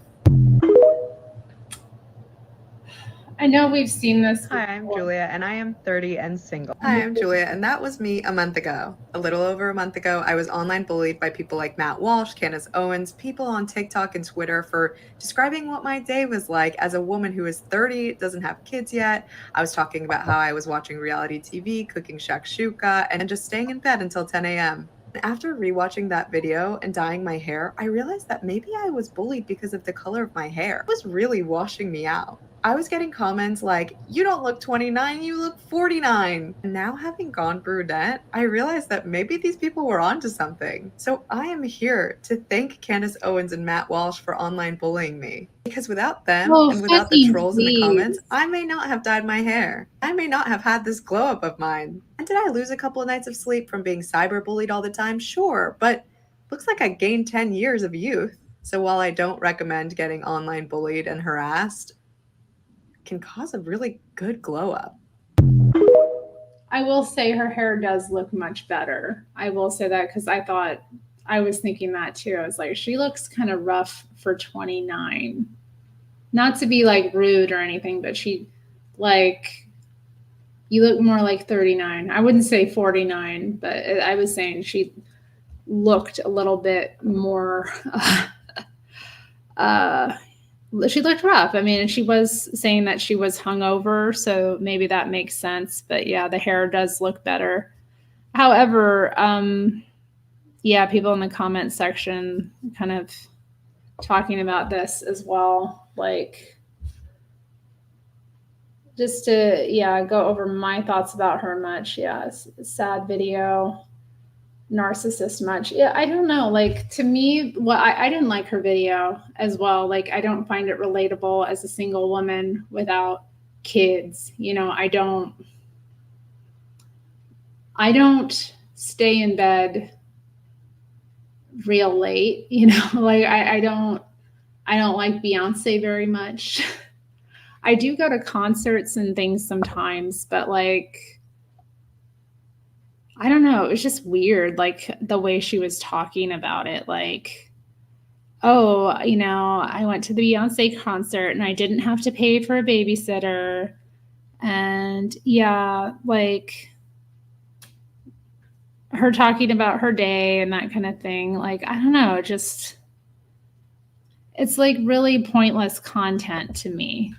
It seems like really pointless content. And she's kind of saying like, whenever I'm hard on myself about not being where I want to be in life, I'm like, you're 29, okay? Like, the world isn't over yet, okay? You still have opportunities to get married and have kids if you want. Although if you make videos like this, yeah, maybe not, because, you know, she just doesn't sound like the kind of person that really, you know, you would want to have kids with.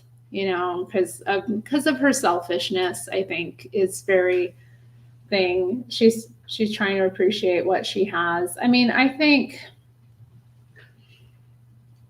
it's a bit narcissistic. Like, I can't imagine, like, when I come up here on my streams, I talk about myself sometimes, but like, I just can't imagine boring you all, like making a small little video about the boring details of my day, you know. And also, I just don't like that it's all about like comparing yourself to people with kids or not. Like, yeah, like, because I don't have kids, I can do this. Like, I know plenty of people with kids who do all those things. Like, and then if you had kids, you could feed them that shashuka, which again, I've never seen or eaten.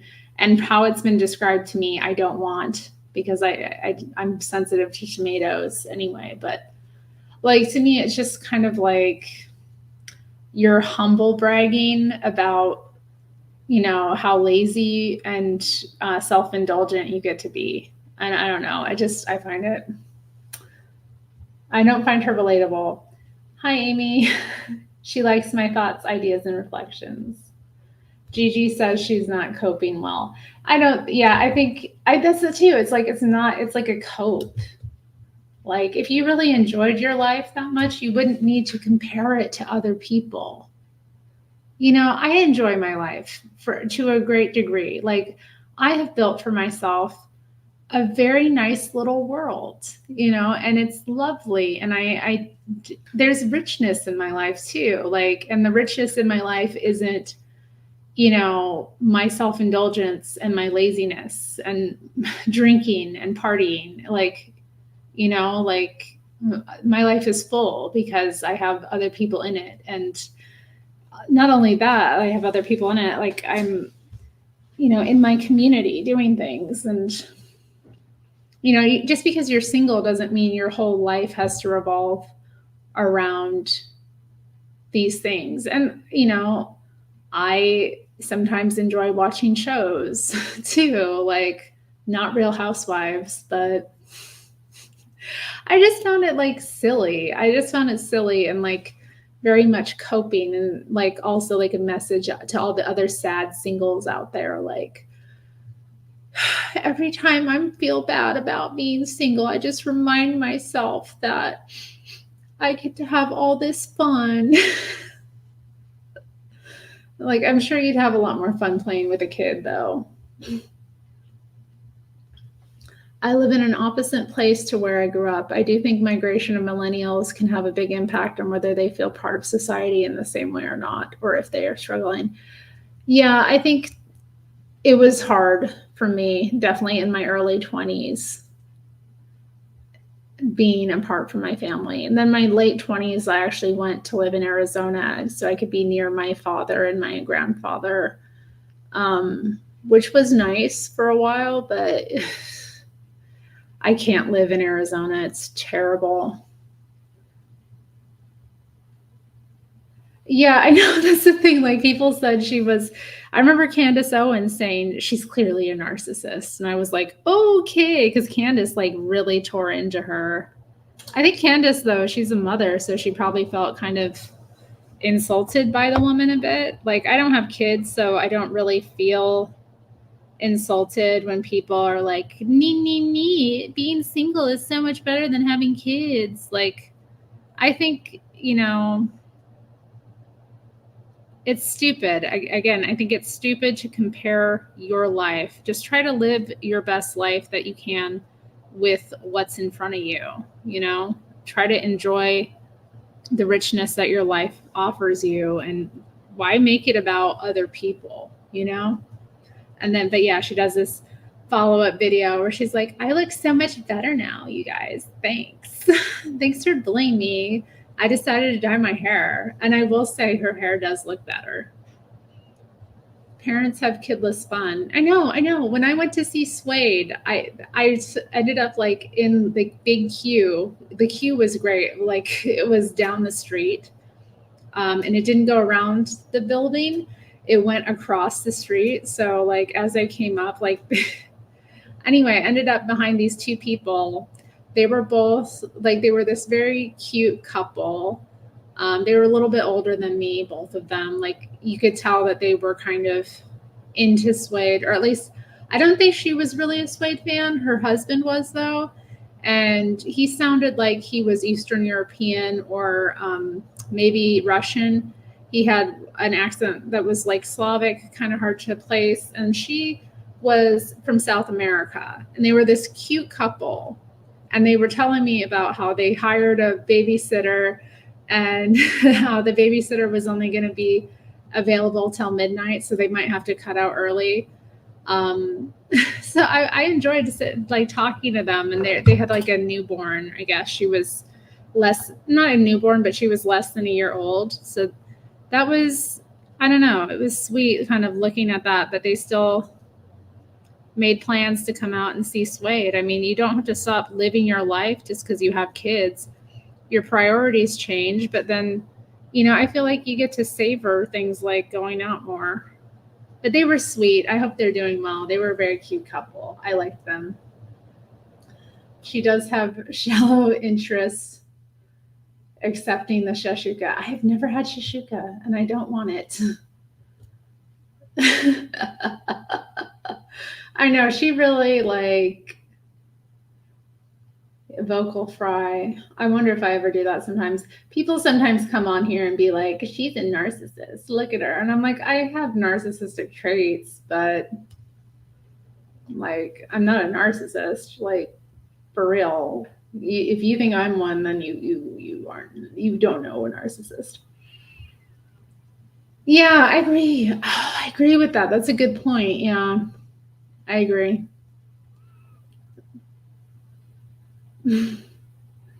I would say though, I'm introverted myself. I need downtime from people. I love to socialize. I'm good at it, but let me tell you, people, I don't get energy from interacting socially with people. It drains me, and I have to recover when I go out and do things. But I think it's important to, go into the world and, make your appearance. It's an important part of life.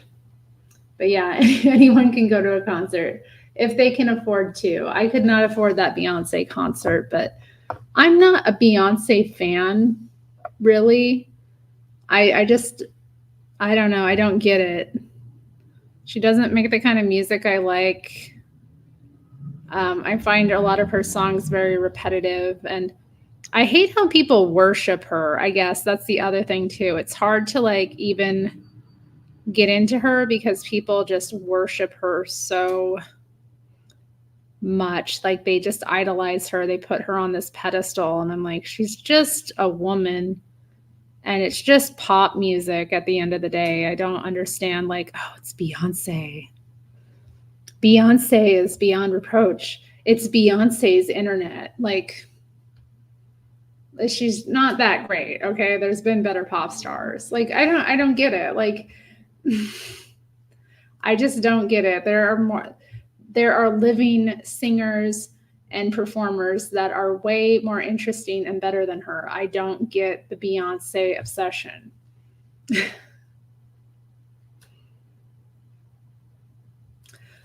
I understand some of the luxury of being double income, no kids. The single, childless brag seems short-sighted to me in all types of ways.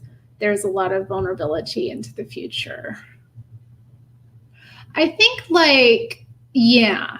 Okay, this is an interesting point. Because someone told me recently, okay, I remember when Candace first responded to this, Candace Owens, she said that this woman was called a dink. And then I later found out that dink, weeks later on some other unrelated forum, I found out dink means dual income, no kids, or double income, no kids. Which to me is wild as well. But yeah, recently someone said that I would be labeled a sink, single income, no kids. And that to me was kind of Like, why are we even labeling that? Like, I mean, I understand that it's a thing, but like, it just seemed strange to me. Like, I don't know.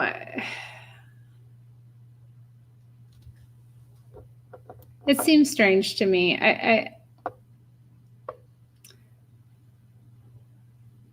But yeah, being a sink isn't that glamorous, you know.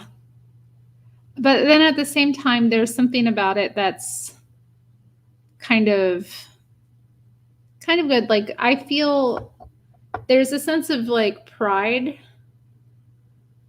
I guess, that comes from it, because I think of a lot of people I know that are in like these codependent relationships, and they've never been on their own. They've never made it work on their own. They don't know how it is to be independent. And like, what I really, I guess, I take a little bit of pride from the fact that, like, in this world with the harshness of the living, you know, how difficult it is to, how many people struggle to like make it in this world. The fact that I'm doing it on my own is pretty remarkable. Like, I tend to look at that and kind of just be like, okay, you know, like, life is hard being independent, but there's something special about it. And to me, it kind of indicates as well, like, that I haven't been willing to settle for less than what I'm worth, you know? Because I've had that kind of issue in like dating relationships, meeting people. Like, a lot of the times people have to, now I'm like at the point where I'm like, you have to meet me at my level. Like, if you can't meet me at my level, then there's no point, because I already am able to do all of this on my own. You know, I'm already able to provide for myself a decent life where I'm comfortable, you know, and maybe it's not like the most glamorous life. It's not the most, I don't know, whatever. It's my life though, and I'm comfortable. And so if somebody comes into it, like, they have to be able to provide something better. And so kind of sitting in that position, to me, in some ways, it's kind of like made me feel okay with being single. You know, and it's scary sometimes, because yeah, you do think like into the future, like, is this just going to be it? I'm just going to have to rely on myself. But I don't just rely on myself. Like, my friend called me earlier today. I have people in my life that love me and care about me. You know, I do.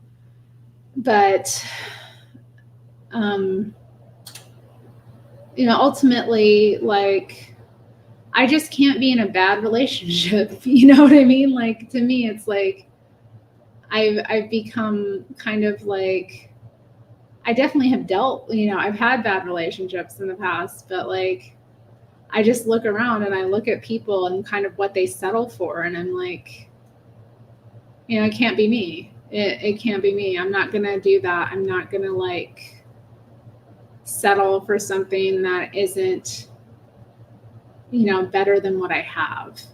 So maybe that's a long-winded way of saying that, but I just feel like a lot of people do. A lot of people end up settling before even really knowing what they're capable of. So being a sink, as it were, I feel like it's okay sometimes, you know.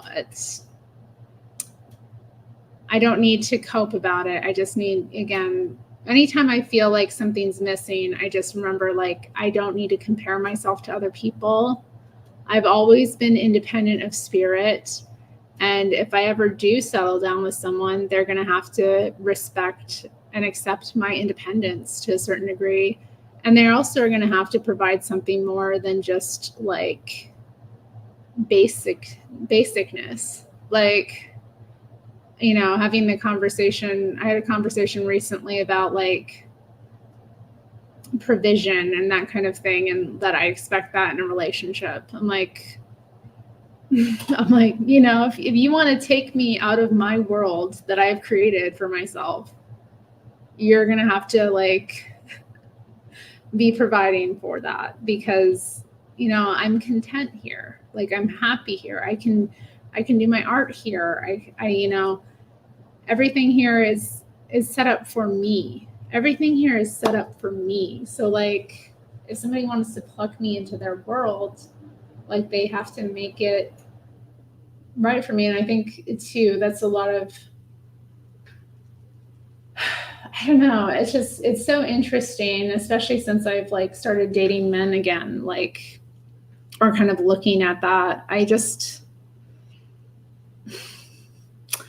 kind of like think, you know, so many guys want a submissive woman, but they don't want to do what is necessary to have that. You know what I mean? Like, they'll get mad at you for not being submissive, and I'm like, you're not earning my submission in any regard. Like, come on, I'm not like a little mouse here. I'm like a full-blown human being that is capable and independent, and like has done it on her own for a long time. And like, maybe you want someone that you can kind of like deal with more easily, who doesn't have all of those attributes. But like, they don't want that either. Like, that's the other thing. Like, most guys don't want that either. Like, they want they think they want you to be submissive, but then like when it comes down to it, it's like, do they though? Do they really? Like, I don't know. Anyway, it's interesting. I just live my life and try to be as open-hearted as I can. Okay, y'all have been talking. I did not want to have children when I was a young woman because I was crazy. Dude, same. Like, I can't imagine. Like, I was not stable. Like, what kind of life would I provided for my poor babies? Like, I love them enough not to bring them into that chaos, you know? Oh, that's sweet, JB. Terri really seems to care about others' humanity. Oh, I do. I have a big heart. I care a lot. I think dual or double works. Yeah, I know. I'm so tired. I'm so over it. And, you know, it'll go out of fashion again, and then it'll come back and rear its ugly head in another 20 years. Yeah. I know. I mean, there's no life without hardship. Yes, there were, weren't there?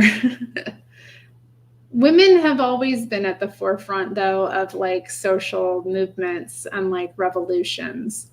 Even in like Iran, women were the first workers that went on strike during the Iranian Revolution. Women workers tend to be a lot more, I guess they're, you know, I would say they're more in a vanguard position, like because of our unique position in society. I think women tend to like, you know, just be more willing to take on those kind of roles. And, you know, that's the other thing too. Like, because I do kind of hang out and listen to like a lot of conservative thinkers, and I've had a lot of like recently, like just hearing a lot about like women as leaders being a bad thing. And I don't think women are bad leaders. I don't. Like, I think the issue with women in leadership is a lot of women struggle to be liked, and a lot of women put being liked above anything else. And really capable women leaders tend to not be very likable. And as a woman, if you're not likable, then that's precarious situation for you, you know? But everyone is not likable to someone. And I think too, a lot of people really do have a problem taking direction from and really putting women in a position of leadership over them. So I think women leaders just have a level of precariousness, you know, as a female who has leadership qualities. there is precariousness to being in that position. But, you know, women do have leadership qualities, and everybody has a responsibility to be a leader in some sense. You know, maybe that doesn't mean you're like leading the masses, but you have a responsibility in your own world to be a leader in that, and to like take up the space that is required of you. You know, you can't just be a passive observer of life. You do need to step in and lead when necessary. And I don't know. So I've been thinking about that lately. That might be a video all of its own. And see, yeah, this is the thing. Like, I would so much rather be single than with somebody who did not make me happy.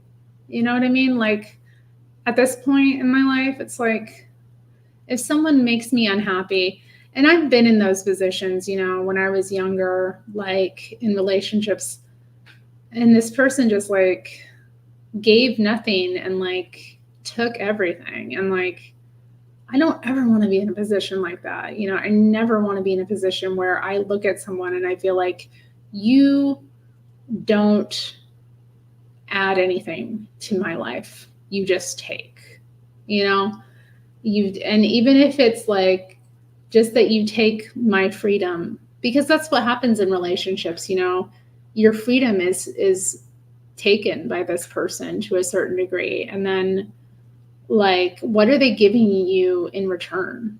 Like, is the love they offer you going to make up for the ways in which they've imprisoned you? You know, it has to the balance has to come out right. And like, if the balance isn't right, it's just like, to me, I think maybe that's what's ruined modern women more than anything, you know, that we have this understanding that we can do it on our own. And so we just don't settle in the ways that like our grandmothers did. Like, I think about my grandmother, she gave up a very lucrative career path that she was on when my grandfather retired. You know, she had just gotten her real estate license. She was starting to make real money on her own for the first time. And then my grandpa wanted to retire and move, and she just followed him.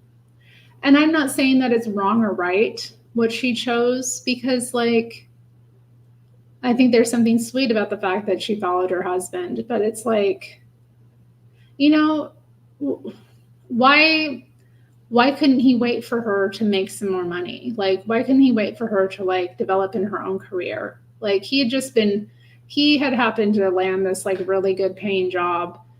And, you know, when he was done working, but she was like building a career. It wasn't just a job. So, you know, I think about that. I look at that and I think like, you know, was that fair? Do I want to be in that position when I'm, you know, looking at being in my 50s as a woman and thinking like, okay, well, here I am, you know, my kids are grown, I'm making like, you know, my career is flourishing. It's like, am I going to give that up for someone else? And obviously a career isn't everything, but having like a sense of what you're capable of as a human being is important. You know, maximizing your potential is important. I don't know.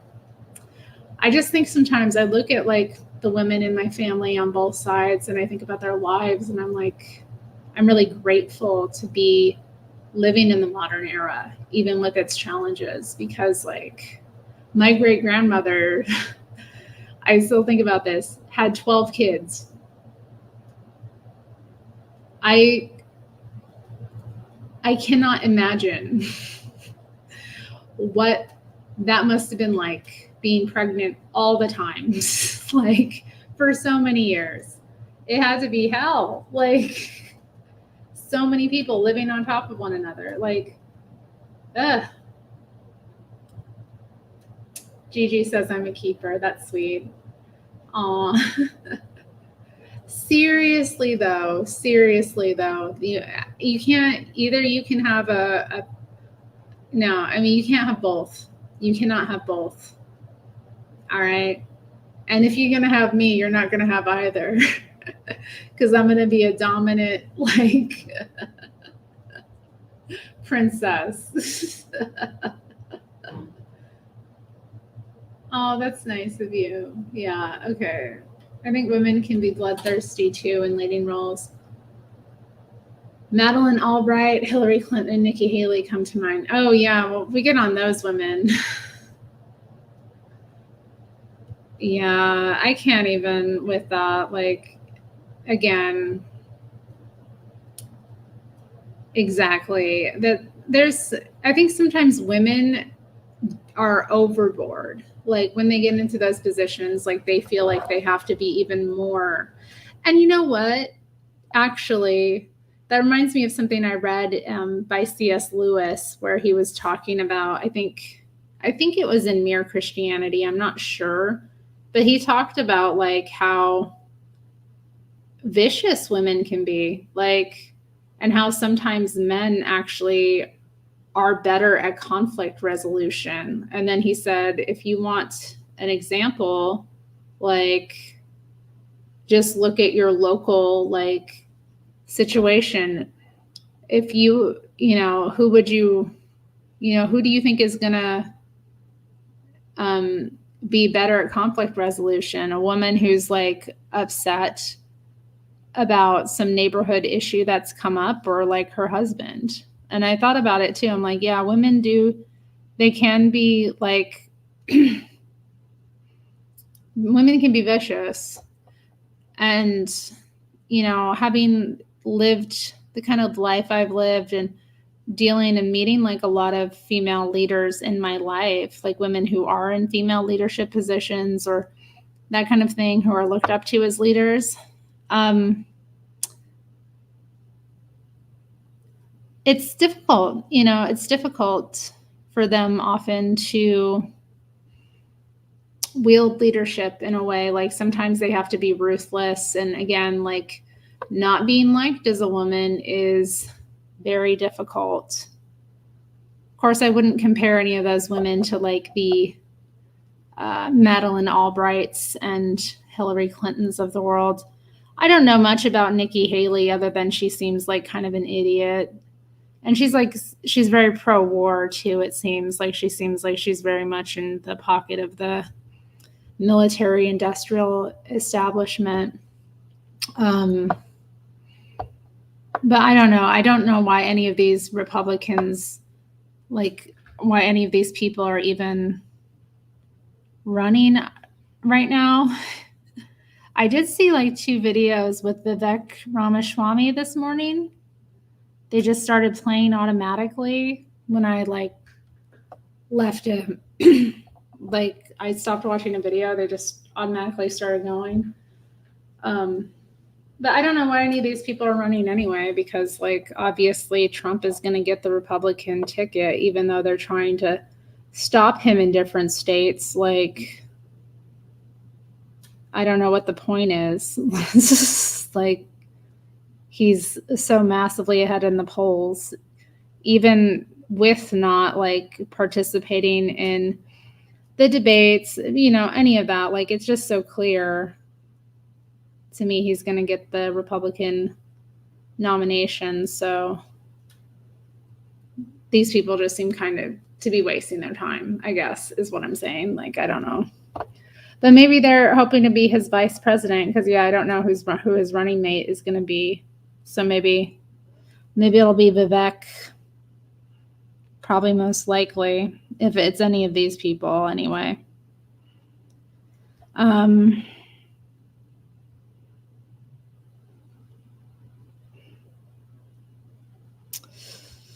So yeah, it's so funny too. Like I went out with a friend the other night. she asked me if I was a Republican. She asked me if I was a registered Republican, and if I was like, I'm not registered under any party. Like, and I never would. I don't believe in that. Like, I'm an independent. Thank you. I'm not gonna align myself with any political party, especially not a major political party in the US. I mean, come on. No, thank you. But it was funny. She's like, are you on the dark side? Are you voting Republican? Bye, Gigi. Have a good day. It's like, I mean, although, like, when I do vote, like, I tend to, I look at when I vote for a person for a political office, like, I'm looking at the person themselves and, like, who I think is going to be best for that role. And I don't think that's always down to parties. But anyway, yeah. Don't change your life, just change your lunch with gruel, aka Huel. 9/11 was closer in history to the Iranian hostage crisis than it is to today. Wow, really makes you think. Millennials, how do you feel about white rappers faking a black accent? This started in the 90s. In an effort to sound tough or street, dudes slip into this false persona. I've always found it equally offensive and comical. I just feel like that's not you. People can argue Eminem and Macklemore are talented, but it's still 100% cosplay to me. Also, what about this attitude in everyday life? I mean, I think that's assuming a lot, though. Like, is Eminem, is it a persona? I feel like that is who Eminem is. And, like, I'm sorry, but I don't know. Like, I feel like growing up as a teenager, I knew white guys who talked like that. I don't think it's necessarily a racial thing, maybe. I don't know. Like, I think it comes down to, like, what you're into and who you hang out with a bit. So, like, in a way, like, everything is persona. Like, everybody adopts certain mannerisms and personas, but I don't feel like for a lot of, white guys in the rap scene, like, this is who they are, this is what they're into. Like, of course they're gonna have that kind of persona. I don't know. I don't know. I'm not really a big believer in the whole cultural appropriation thing. I don't think that that's a real thing that matters, that I care about most of the time. You know what I mean? Like, it's one of those things that seems to be a non-issue that people make a bigger deal than it actually is. Cultural appropriation. So anyway, I don't care. I don't care about a black accent. I mean, come on, how many black people don't talk that way as well? Like, plenty of black people don't speak in that way. So why is it a black accent? It isn't. It's an urban accent amongst, like, people who are thugs. Oh, interesting. There's this Asian actress, Aquafina, and she is criticized for sounding too urban and black, but she grew up in New York City. See, that's what I mean. Like, Eminem grew up and, like, he's been engrossed in, like, a hip hop culture for a very long time before he ever became famous. It's not like that's his culture. Also, like, there's a lot of, like, poor white trash people, like, let's just say, because that's his background. I hate this, like, idea that where all of our cultures are separate, because in many places they're not. Okay, I grew up going to school, like, all of my schooling was mixed race. All right, pretty much. I grew up having classmates from various different cultures and places, like, and I had black classmates. And sometimes, like, there'd be, like, white girls or white boys that hung out with primarily black people. I tended to have friends of various races growing up. Like, to me, I had a lot of friends who were Native as well. To me, it didn't really matter. But I just hate this idea that, like, we all are separate. We're not. Like, plenty of, like, say, an Asian girl from New York, why wouldn't she come across urban? Urban. I know, like, people emulate what they're around, and, like, It's just stupid to me. It's very much a non-issue. Yeah, Oregon is very white, but I grew up in Alaska. Okay, I grew up in Anchorage, Alaska, which is pretty diverse compared to Oregon. Like, it was actually a culture shock moving here, seeing how white it was. I didn't like I remember like the shock I had one time when I got on a bus and like it was all going to North Portland and like everyone on the bus was black pretty much. I was like, "Oh, they just live in a different part of town." Because I was like, I didn't realize that it was so segregated here, even now. But yeah, even the population, even though it's segregated, it's still a very small portion of the population, regardless. But yeah, it wasn't segregated where I grew up, like living in Anchorage. Anchorage didn't really have very strong racial, I want to say like they weren't, you wouldn't, there would be maybe areas that were pretty affluent that would be mainly white. But, you know, I grew up working class. So my neighborhoods were always mixed race and my schools were always mixed race. So self segregation. Well, technically in Portland area and in Oregon, it was a sundown state.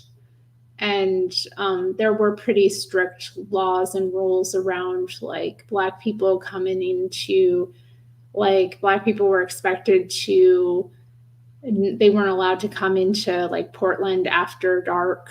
Like there were certain laws in place. So they all kind of historically lived in this region called Albina. So the segregation was kind of implemented by the state here. And there is a history, at least in Oregon, of different politicians belonging to like the KKK and that kind of thing. So I think it's just historical. So, you know, they were put in that area in the past and they've kind of maintained more domination of that area. But then again, a lot of black people have been displaced by gentrification as well. So sometimes, you know, they've moved off into different parts of town now. So maybe the silver lining of gentrification in this area is that different areas will become more integrated over time. Who knows? But yeah, hi, good to have you here. I just think, yeah, in the modern era, like I don't know, I do find that like Oregonians are a bit racist, like white Oregonians, like more so than other places I've been and lived. Not that you don't see it, like when I lived in Arizona, I definitely saw that a bit, but like they're not like always but you can tell that they're kind of uncomfortable sometimes dealing with like black people. So anyway,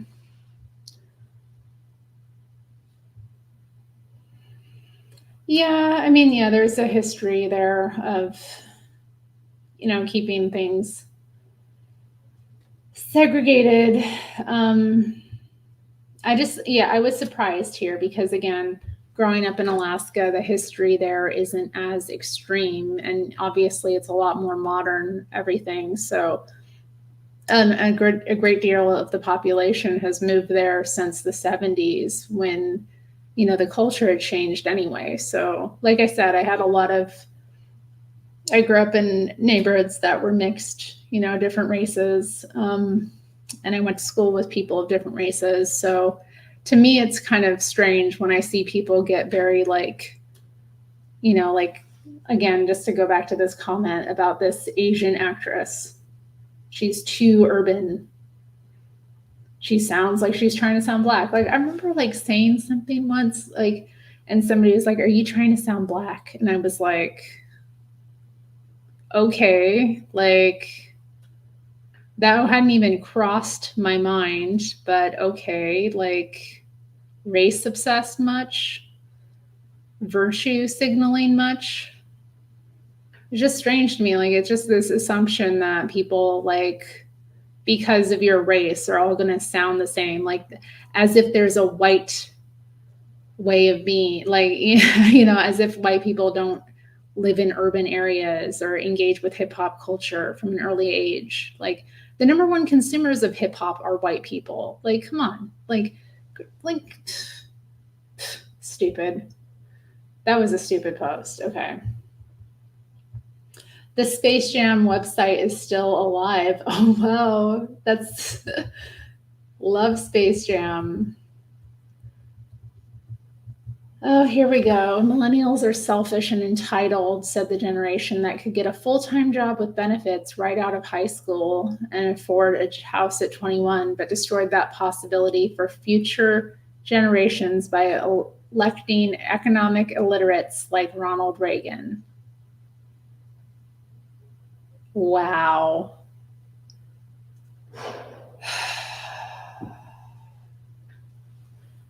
Okay. Eyelid flipping. Does anyone remember a bunch of kids flipping their eyelids up? Ugh. Yeah, it was disgusting. I hated that.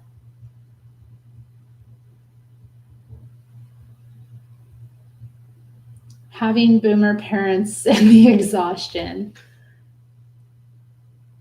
I just need to know I'm not alone in this. My husband and I agree that while growing up, our boomer parents made horrible financial decisions all of the time. Mine literally couldn't provide us with food, school supplies, housing, and clothing adequately, and oftentimes chose things like drugs and hoarding over providing for us. My husband's parents are considered upper middle class, refused to pay for his college out of pocket, and had him sign Parent Plus loans to go to school, went on international vacations sometimes yearly, and continued to this day to live out of their means. And his dad's $1 million severance package was paid out in like 2018 and 19. At this point, will not support them to the end with how they spend. Meanwhile, my kids never suffer from how much we struggle. They are always provided for, and while we are not homeowners due to this terrible economy, we do okay. However, our boomer parents continue to always try and put their 2 cents in about how we handle finances they know nothing about, nor do they take the time to understand the economic predicament millennials are in to try and relate. I mean, yeah.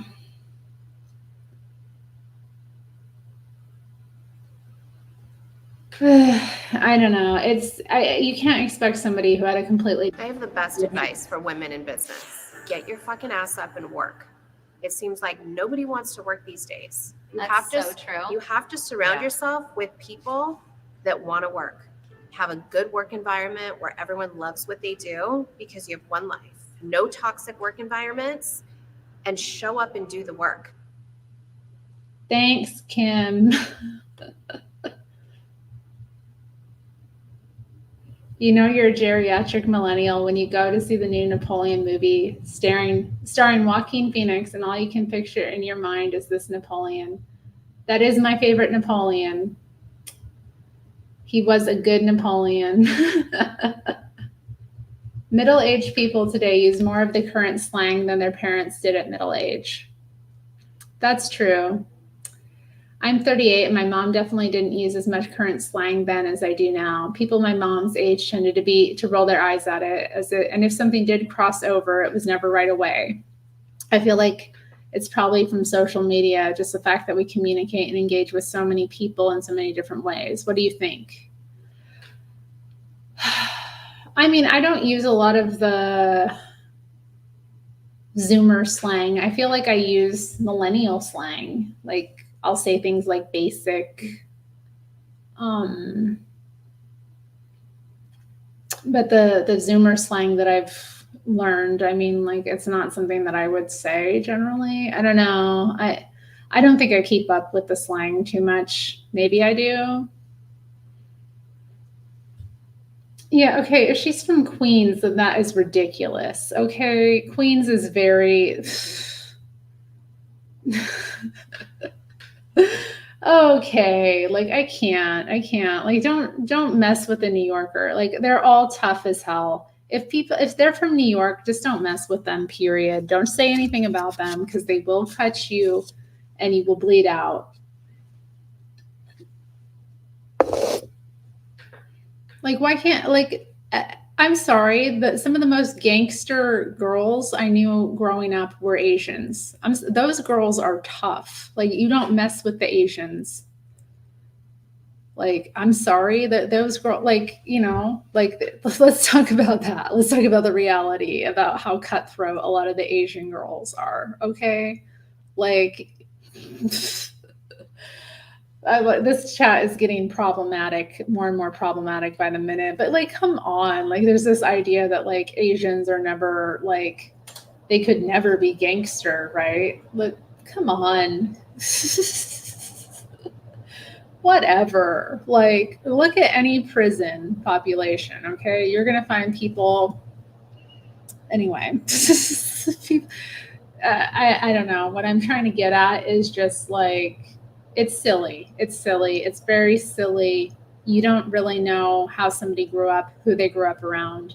And like, yeah, if you live in an environment like that where the majority of the population is Hispanic or Black, they're going to be more dominant. Like you're going to take on aspects of that culture.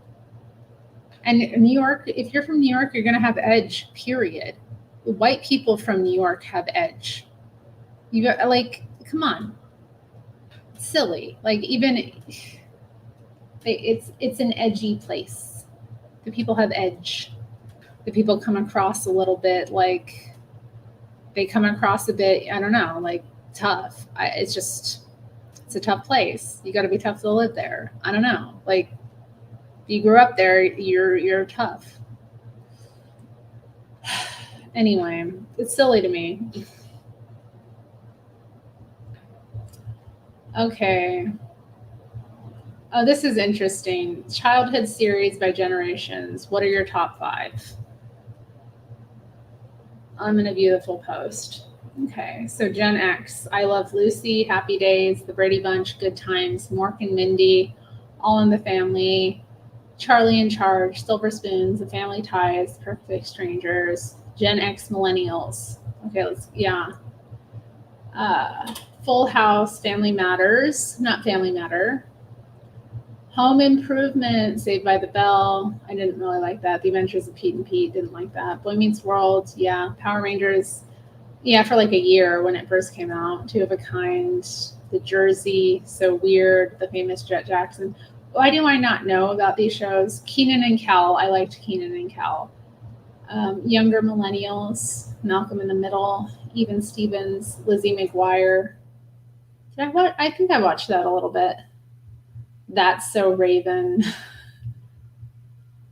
Yeah, I feel like I don't really.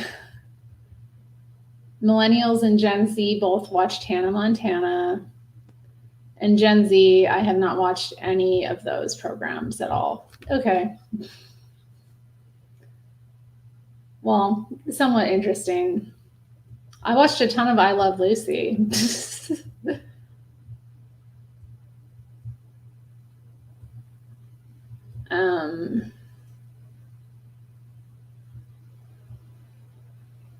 Oh, the Oregon Trail CD-ROM. Oh, I loved Oregon Trail. I had an Oregon Trail CD-ROM that was fun. Oh, more drugs. Do you remember the last time you burned a CD? It was in the early aughties. I think I burned a copy of Broken Bells for one of my coworkers. Do millennials care too much about what Gen Z thinks? Nope. Gen Z here. How did you guys figure out what you want to do with your life? I can't really relate to that. Okay. Single millennials, are you still using dating apps? I left the apps for about 4 years when I moved to a small town with no active apps to use. When I left them, they had gotten so bad for ghosting, flaking, or people only messaging once every few days, making it impossible for the conversations to build any momentum. Well, I got back on them a few weeks ago, and it's the exact same thing. One girl, we had some great back and forth chemistry. She suggested we go for a dog walk. I came back with a time and date, then no reply. A couple days later, I checked back in and still no reply, just ghosted.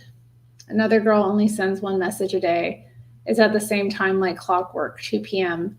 She seems nice, but it's been a week and I can't tell if there's any chemistry there because the conversation is just slow. So I'm bored with it, and now I'm the one ghosting. I've done a whole video about what I think about dating apps. I'm not on them. I don't recommend them. I don't have time for this nonsense. Like, honestly, like that just sounds so boring. Like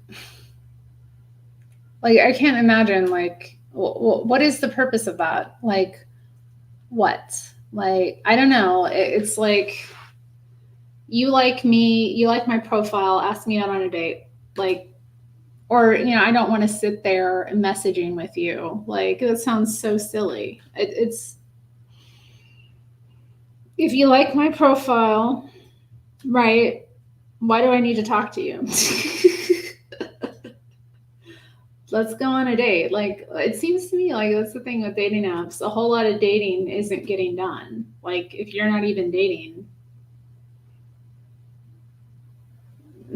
Maybe he's boring though, or maybe he's not good looking. I don't know. It's a guy writing that, so I can't really, I don't know what the male experience of dating apps is, but to me, it just seems like, it seems pointless. I don't know. It just doesn't seem like a good way to meet someone. It really doesn't. It seems kind of like, I'd rather somebody see me, see my fine ass, and like, come after me. Oh, that's a good point. Yeah, it could be AI. Spooky. Get you an AI girlfriend. Get you your robot girlfriend in the computer. Hello, Anon. I missed you, Anon. I missed you, big guy 86. I mean, yeah, it's just, to me, it seems like so beside the point. Like, I'm open to meeting someone online, like possibly. It hasn't really worked out in the past, but, if you have like similar interests or you're like involved in something, like that makes sense, but I'd rather meet somebody naturally, it feels like you should meet people naturally. Because otherwise, I mean, if it's just this random, like you're just looking to date, it just doesn't seem natural. Like, your interest in people should be more than just that. Like, you should have some interest in them as a person. I think that's what I don't like about them.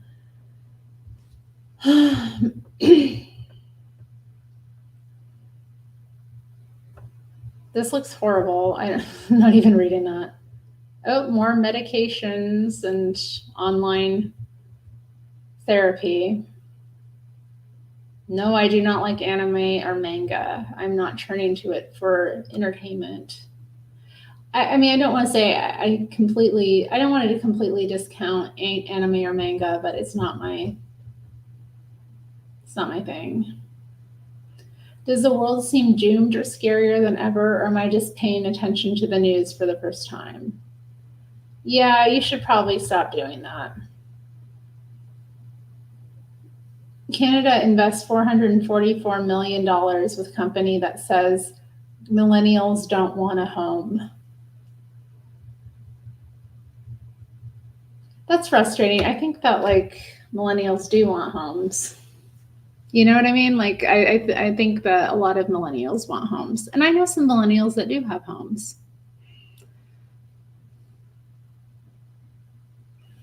I would just assume that she only checks the app once a day. Like, maybe she has other things going on. Maybe she can only check the app once a day to respond.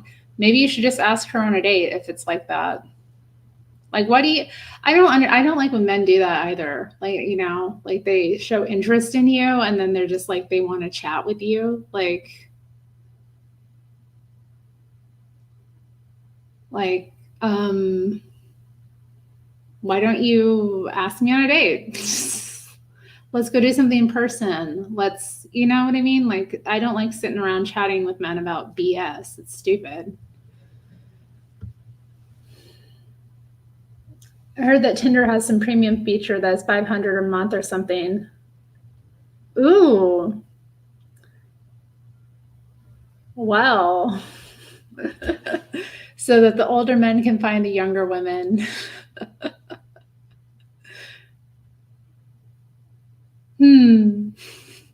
How old? How young?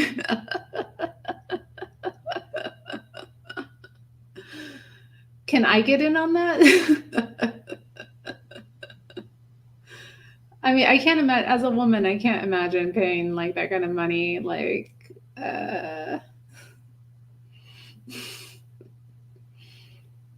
is there a way to sign up for an ad with that one? So I don't have to deal with like Joe Schmo millennial, like messaging me wanting to get to know me via messages. Do you have a pet? What's your favorite color? What do you like to do? I don't know. Take me out and find out. Like, I don't know. Seems like these guys know what they're looking for. But again, like as well, it's like $500 for that. It seems like a silly investment. Do people not go out anymore?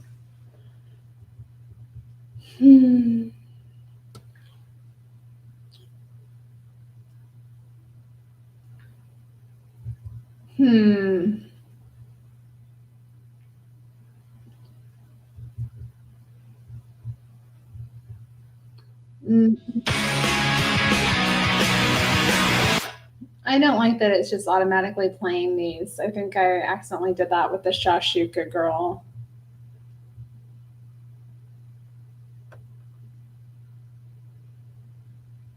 Oh, whatever.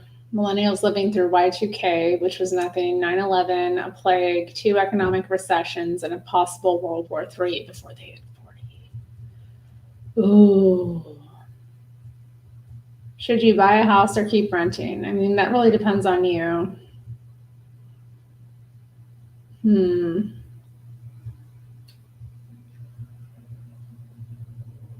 Anyone else triggered by the new Mean Girls trailer? When it says not your mother's Mean Girls, I feel attacked. I don't know. Air National Guard, okay.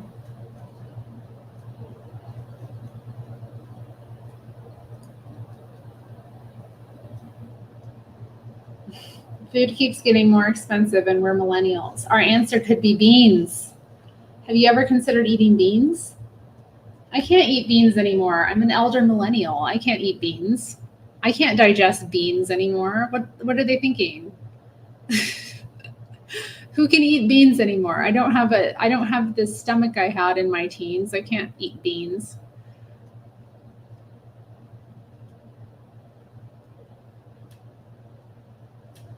Okay, that's a good point.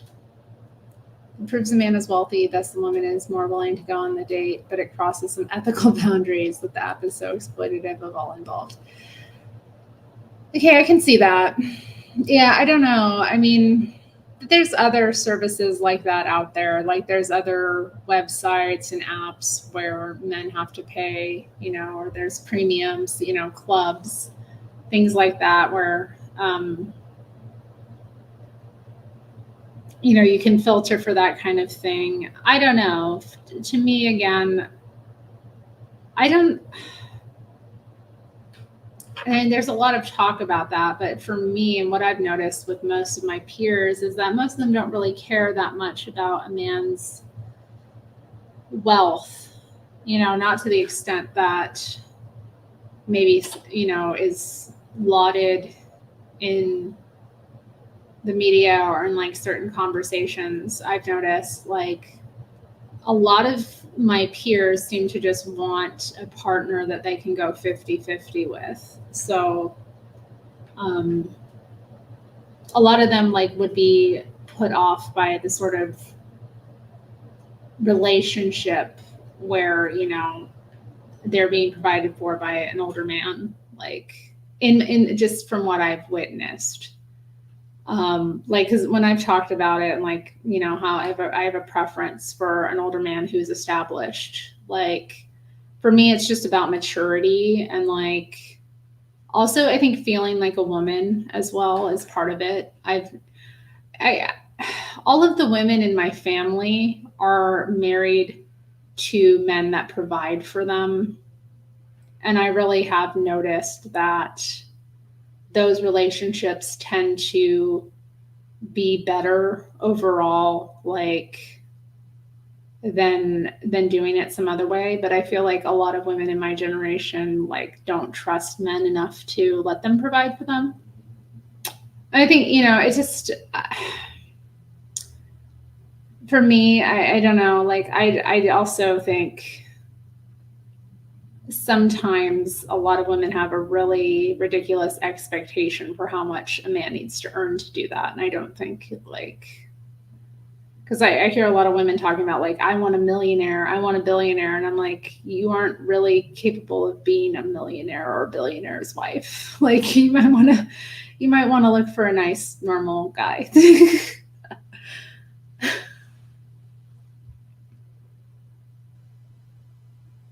The only real reason to bother with men is to stop working and to go on vacations. I don't need a man to go on a vacation.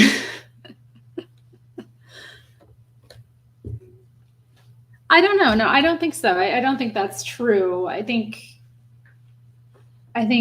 there's more to it than that. Like for me personally, I want a companion. You know, I want somebody that I can build a life with and that I can, you know, that I have things in common with and that, you know, somebody whose life I can improve by being in it, you know, somebody I can do sweet things for.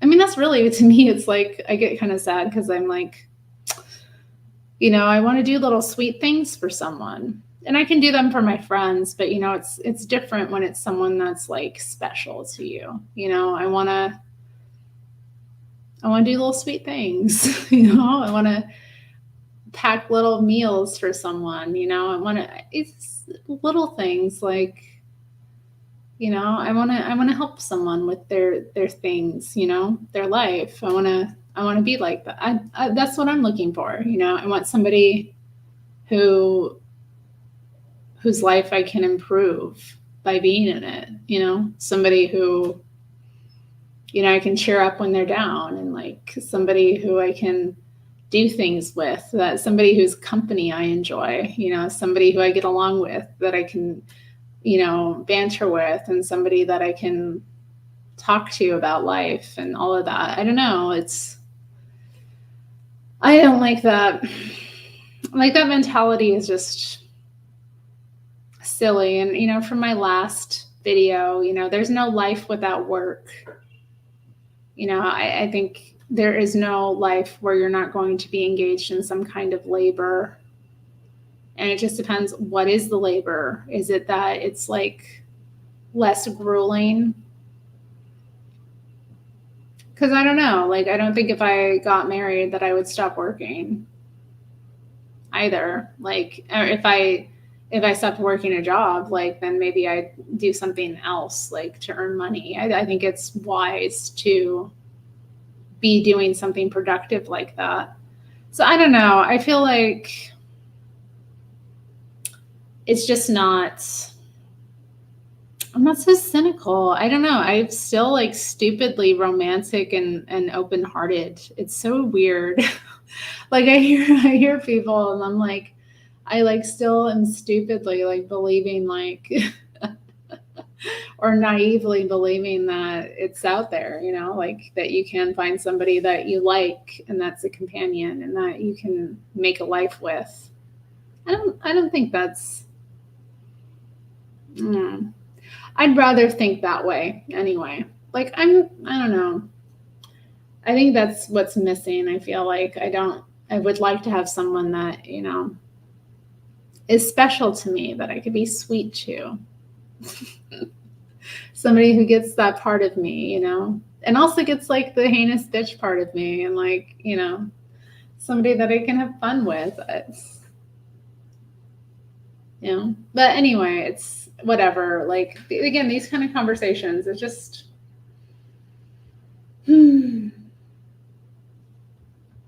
presidential write-in campaign. Oh goodness. Am I getting old, or is Gen Z rude as S word? Yes, they are. Yeah, they are very rude. But again, I think that's again down to the difference in the astrology of Gen Z. Gen Z is their Pluto is in Sagittarius. Okay, so when we first started hearing about Gen Z, what was it they were doing? They were eating Tide Pods. Okay, so crazy Sagittarius behavior, like just eating Tide Pods. You know, they're very rebellious. They're very, I mean, they're very creative generation. They're very fun. They're very blunt. They're very honest in a lot of ways, but they can come across as rude. Yeah, and that's a good description of the Sagittarius as well, like sign. Antisocial yet hypersocial. The most social antisocial person at the party. Yeah, that's a good way of putting it. Yeah, they are antisocial, but very like they love the like they do. They love to be in community with people. They love that aspect, but they do have these like very antisocial tendencies that you're kind of like, whoa, sociopath. Whoa, did you just say that to me? Like I've had them be very rude to me, like right to my face, like younger people. I'm like, but it's fun. Like one of my dear friends is a Gen Z like Zoomer girl, and she is. I love picking on her. Like we get into these like really brutal like bitchy battles sometimes. Like I love her though. Like I'll cut somebody over her for real, but she is. Sometimes she says shit to me, and I'm just like, you did not say that to me.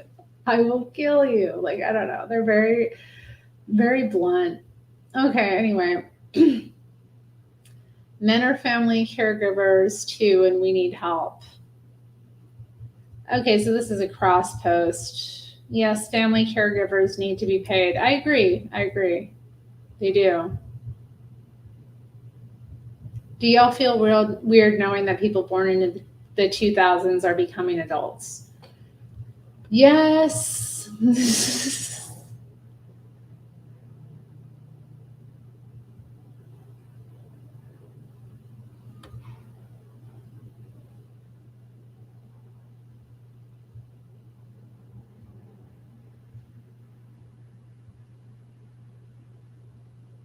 What is Blackout Wednesday? Okay, I guess people drink.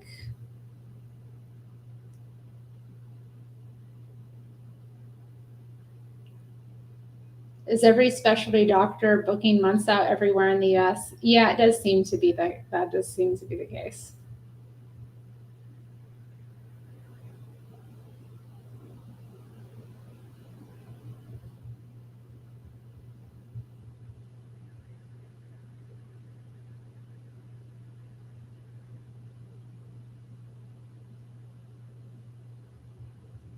Did your dentist or hygienist teach you or remind you about routine home care and diet when you were growing up? They did not talk to me so much about diet, but yeah, they did emphasize brushing twice a day and flossing. And yeah, but diet was not really talked about much. And honestly, I think being a vegetarian for years kind of contributed to some of the dental issues I've had. Like I have okay teeth, but I have had to have several root canals, and they're brutal. But I love my crowns. Right. I know, Amy. I know. Oh no, the people from the 2000 born in the 2000s are becoming adults. Like, yeah, the tide marches on. Humanity continues. Time does not stop. It just goes in one direction. We're all getting older. What is this? It looks like something from Fight Club. Don't resign to be Squidward. Actively strive to be SpongeBob. Ugh, I love Squidward. Remember Blockbuster Video? I didn't really go to Blockbuster though. As I'll say, in my town, we had this local chain called Video City. That's where we rented movies from in the 90s. There was a Video City in, there was a Video City in most neighborhoods in my hometown. And apparently it's still there. I found out, my friend and I were looking at Anchorage on like Google Maps, and the Video City in my neighborhood was still there, as well as like a local hamburger chain and some other stuff. I was like, oh, I could go back to my hometown and my old neighborhood and enjoy some of the foods that I did. And like the Video City was, yeah, it was great. It had better pricing. You could keep the movie for more days. Like, yeah, we didn't like Blockbuster was like further away. I only really went to Blockbuster with like other people. So like if I was like, I guess when I became a teenager, if I was hanging out with a friend from another school or something that lived in a little bit closer to the Blockbuster, there were a few times we went to Blockbuster and rented stuff, but it really wasn't. I don't have the Blockbuster nostalgia, I just don't. It wasn't, Blockbuster was a rare occurrence and I didn't like it. I preferred my local chain, and I'm glad to know it's still there. And yeah, even in my town now, there's a Movie Madness is a place where you can rent movies, and they have drop boxes you can drop the movies off in different parts of the town. And they have like a little museum there full of different like props and costumes and things from different Hollywood films. So I don't know. I mean, people are still renting from there. I don't know. I remember, yeah, when I was in my early 20s going there, and I wanted to watch like different directors. So they had like all of these different sections laid out. And one way that they categorized film was by director. So you could go to, check out different director and like watch their whole, watch all of their films. So I did that quite a bit. That was something I enjoyed about Movie Madness. I think I'm going to get off of this stop sharing. Yeah, I'm going to stop looking at that.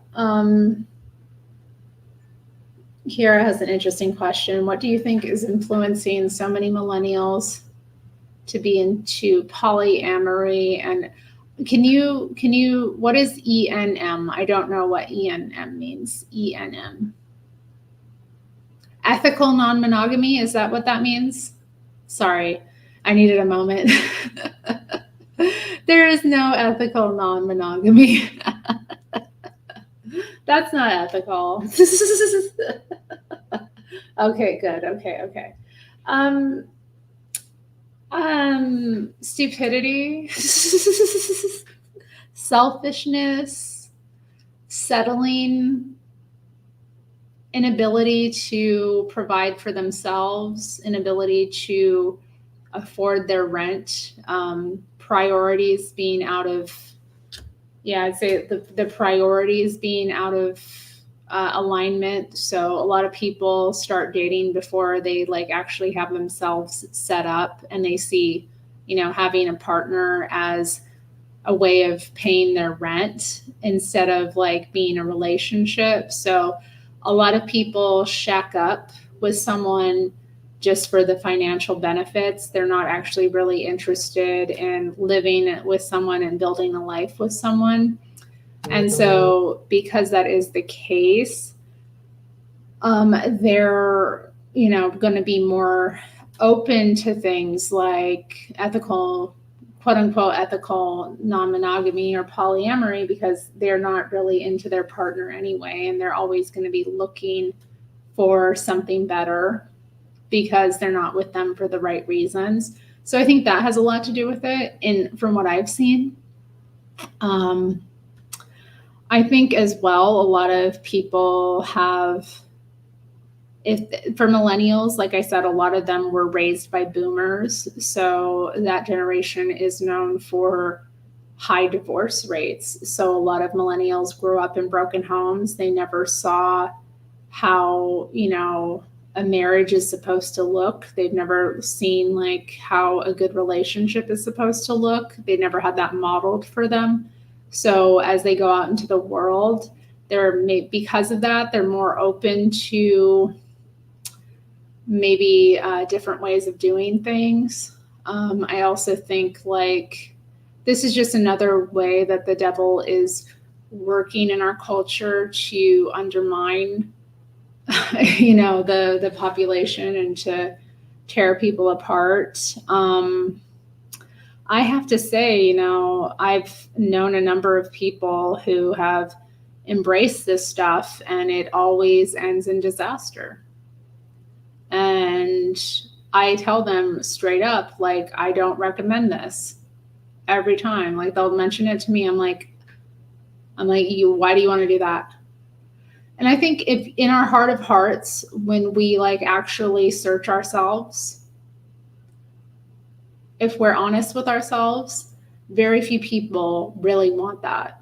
When somebody tells me that they're into that, that just tells me they're not into me. If somebody says that to me, like, oh, I don't do monogamy. Like if someone tells me that they're polyamorous, they're not into monogamy, they believe in ethical non-monogamy.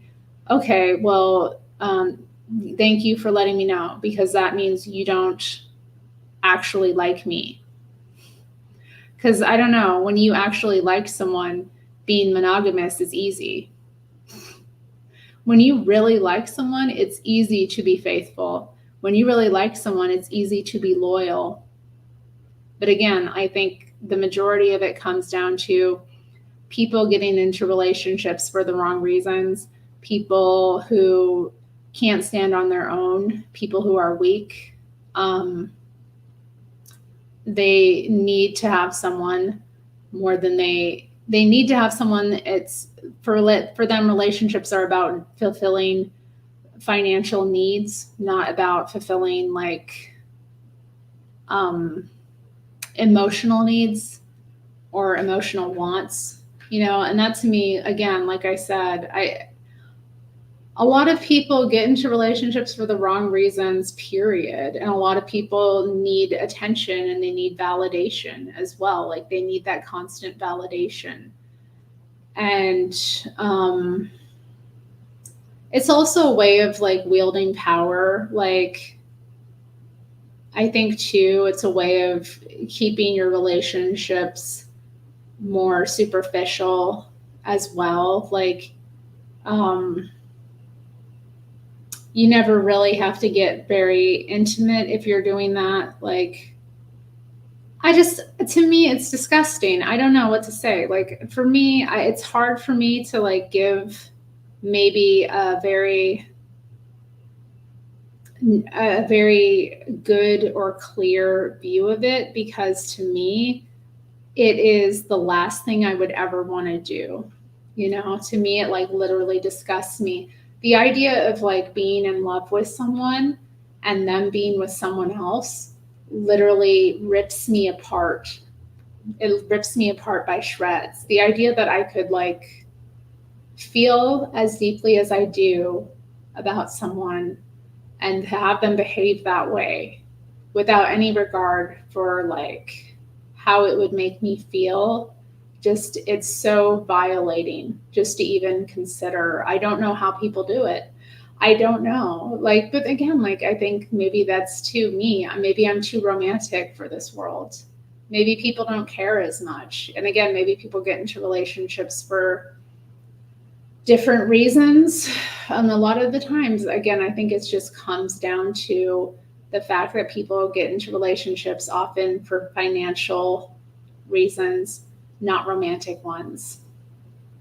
So, you know, and it's popular, you know, again, it's popular. It's in the culture generally. Like, it's everywhere. You can't you come across it everywhere. Like, I've been exposed to it so many times in so many different ways, and like so many different subcultures embrace it. And like, people talk about monogamy as if it's like part of a lot of people try to make it about like radical politics, you know, as if you know,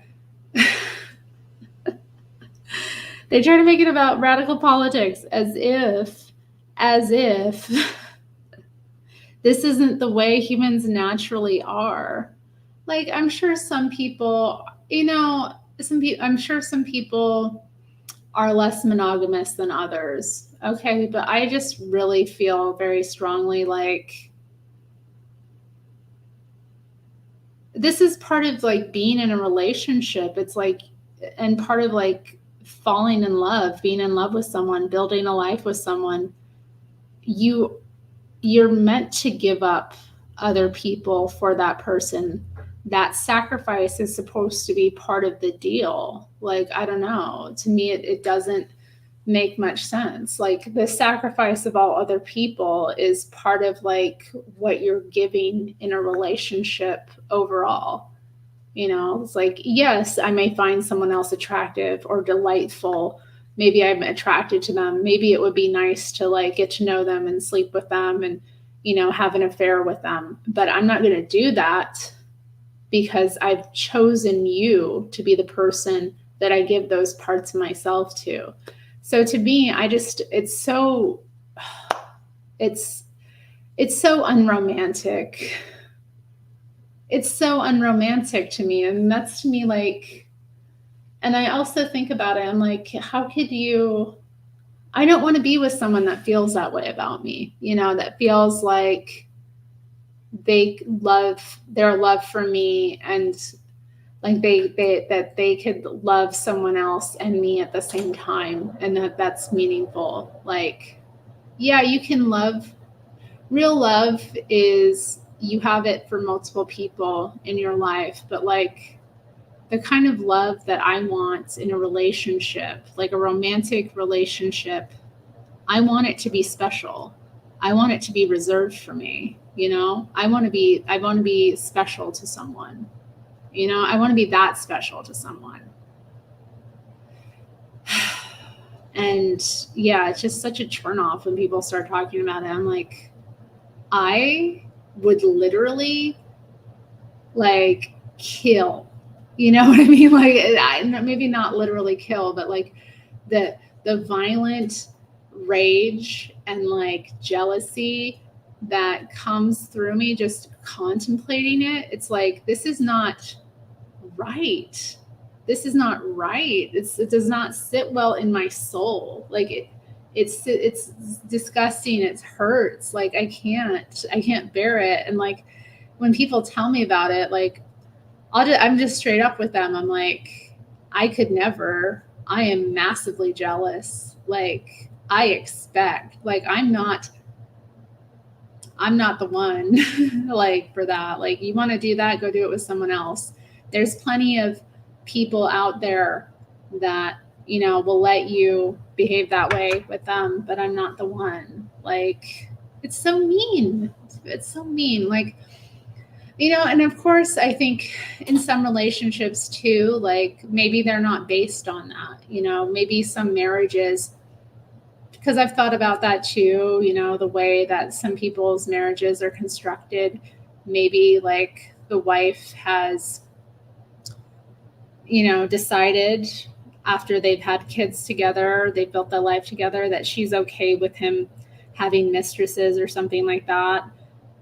I'm not trying to judge that. I don't know what other people's relationships are based on, but I know for me, it would rip me apart. Like, I don't know. Like, I'm too romantic.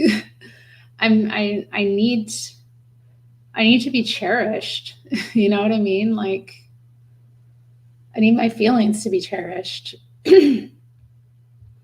I think that too. I think a lot of it is just down to like an artificial rebelliousness as well. It's like a, rebelliousness or some kind of radical politic that they think they're,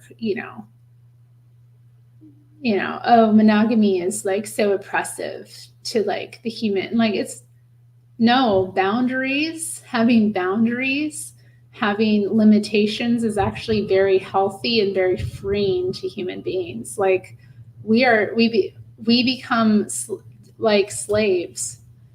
A lot of those people are slaves to their lust. They're slaves to their lust. They're slaves to their desires, and like rising above that and like reaching for something more noble, reaching for something more strict within oneself, putting impositions on oneself, putting rules and regulations on the self can be way more liberating.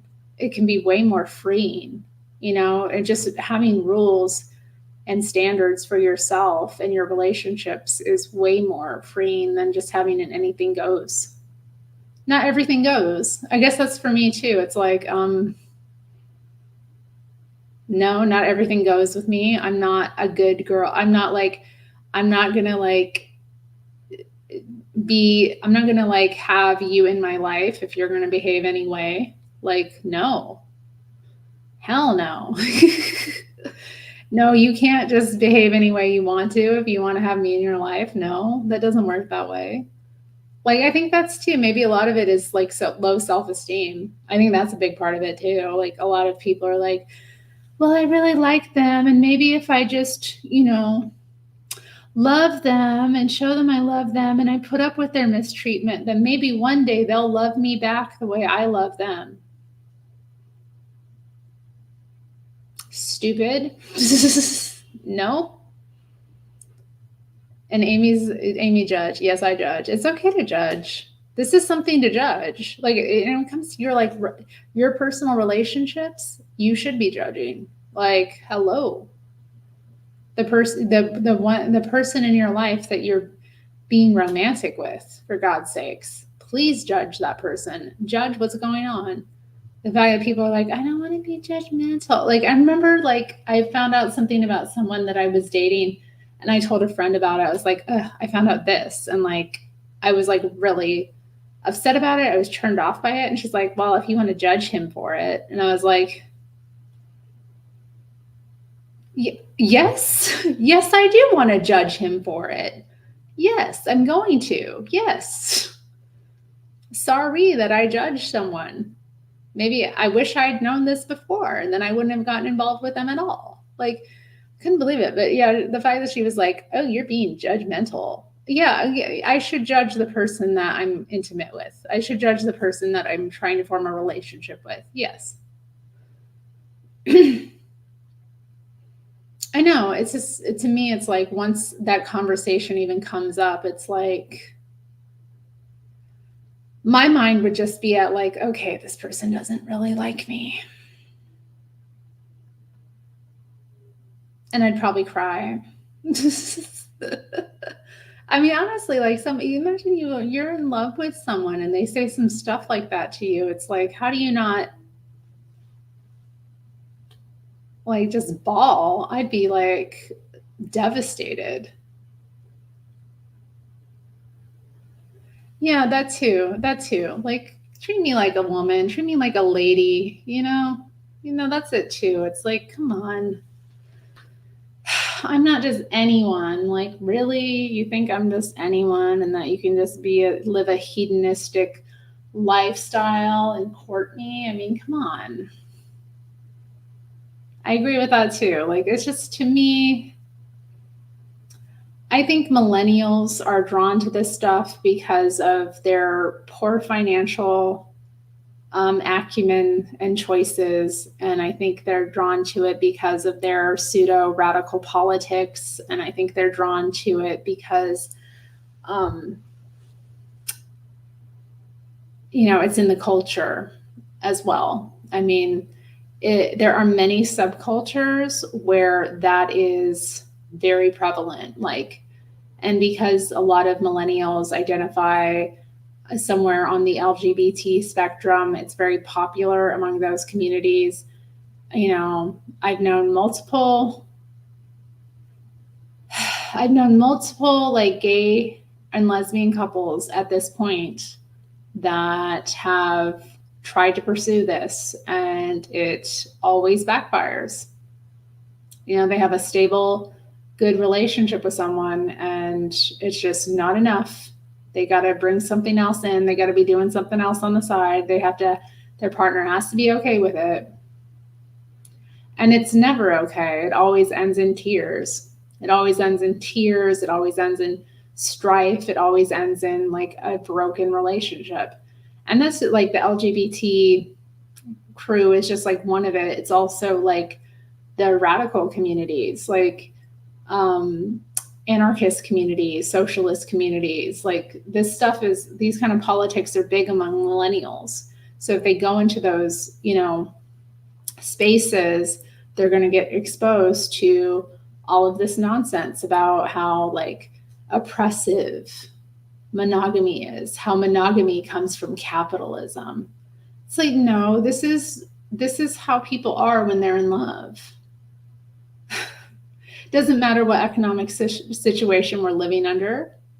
People in love are always going to want to be with one another to the exclusion of others. And that's what it is.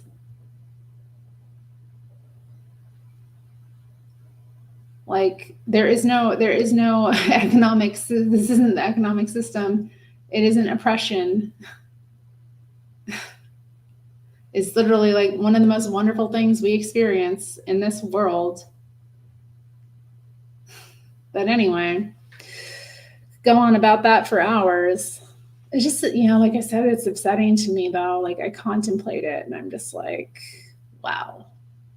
I've had it come up in the past too. Like when I was very young, like my first real boyfriend, he was kind of into that. And then he said, when we started dating, he was like, oh, okay, no, I'll be monogamous with you, and then he ended up like leaving me for another girl. Like, so that was like heartbreaking. My first, like, little twangs. Like looking back now, I can't say that I was in love with him.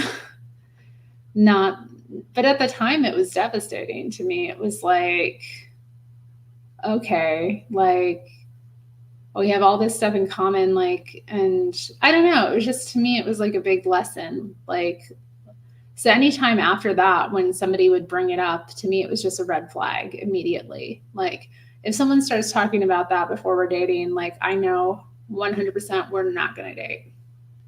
Somebody's like, I'm getting to know someone and they bring up the ethical non-monogamy, the polyamory. I'm like, okay. So I'm glad that kind of happened because I was like, 18 when that happened. It happened very early on for me. So I learned very early on that was not for me. And to be aware and to be afraid when people start talking about it as well. Because like, honestly,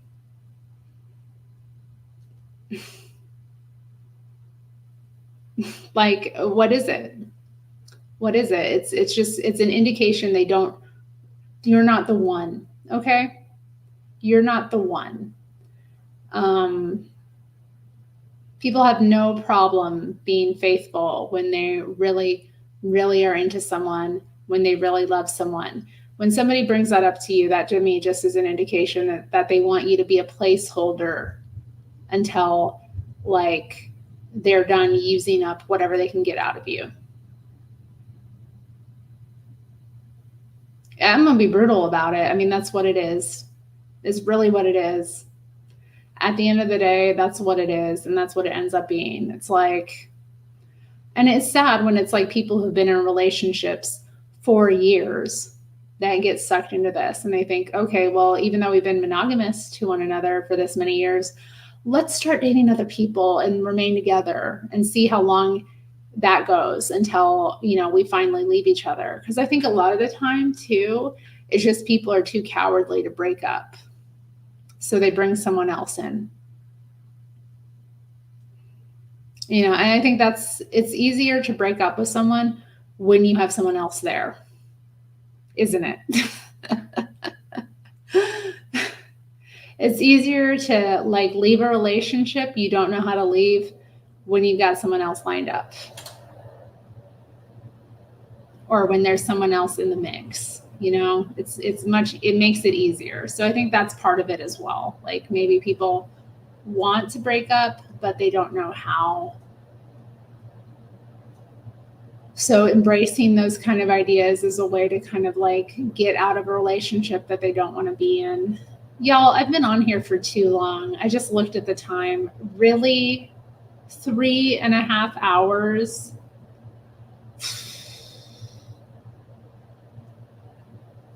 I'm tired. I gotta get off. I gotta get off of here. I've been going off about the poly people. Amy says all you get from poly is VD. Yeah, you get that, or you get a broken heart, unnecessary trauma, baggage.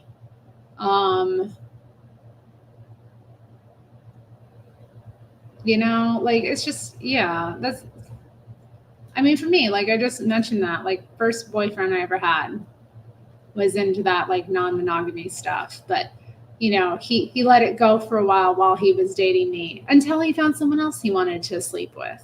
Like those people just don't change. He never stopped being into non-monogamy, but like he really wanted to get whatever he could get out of me. You know what I mean? So it was a lesson to learn early on in my life, but I'm glad I did, because like going into my 20s and seeing and experiencing all the different types of people I did, like I already had that awareness that it was not a good idea. So sometimes you have to be grateful for your heartaches, because they teach you things. He was such a punk too. Like he proposed to me in like the most horrible fashion. Like I can't even, like, I don't even want to get into that whole story, but like, what a punk. Anyway, he ended up having a kid with the woman he like started seeing after me, and they got married and eventually divorced. So I think I dodged a bullet there. It just was like, this guy was just never going to be good for anything. But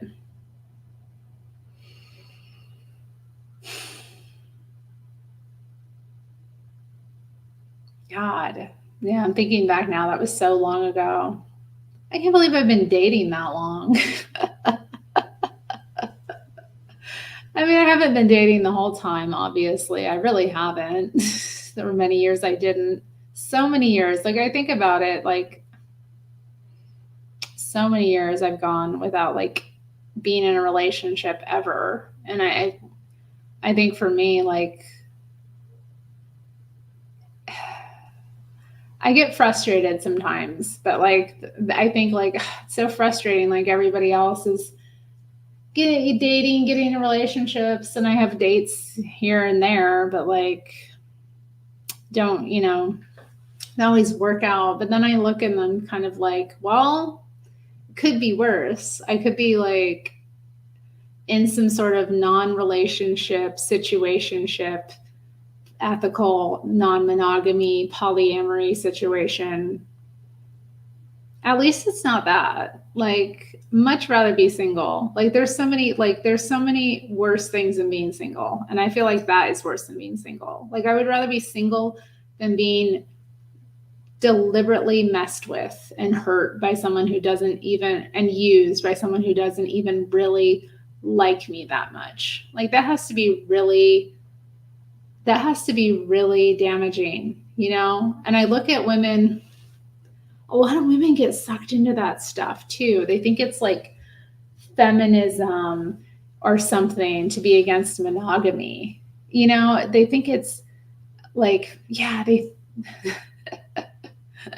think it's like feminism to be against monogamy. And it's like the worst thing you could do for yourself as a woman is put yourself in that position. Like, especially if you're like, if you are a heterosexual woman, do not do this stuff.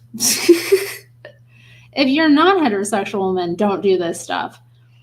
But like, really, do not, like, I don't know. I've just heard horror stories of like women who get impregnated. Like they get pregnant by someone who is not really fully committed to them and has other women on the side. And it's like open and they all know about it. Or I like hear people talking about, you know, oh God, here's another thing to go off of. A lot of these like,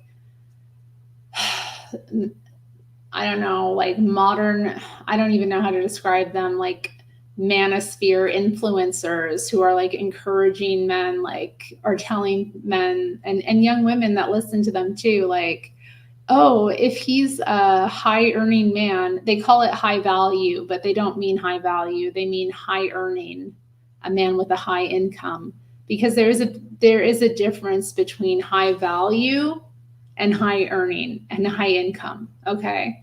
And somebody with a high income can be high value, but to me, high value is about your like ethics, how you behave as a human being. It's not about your income. You know, what are your morals are? How do you treat other people?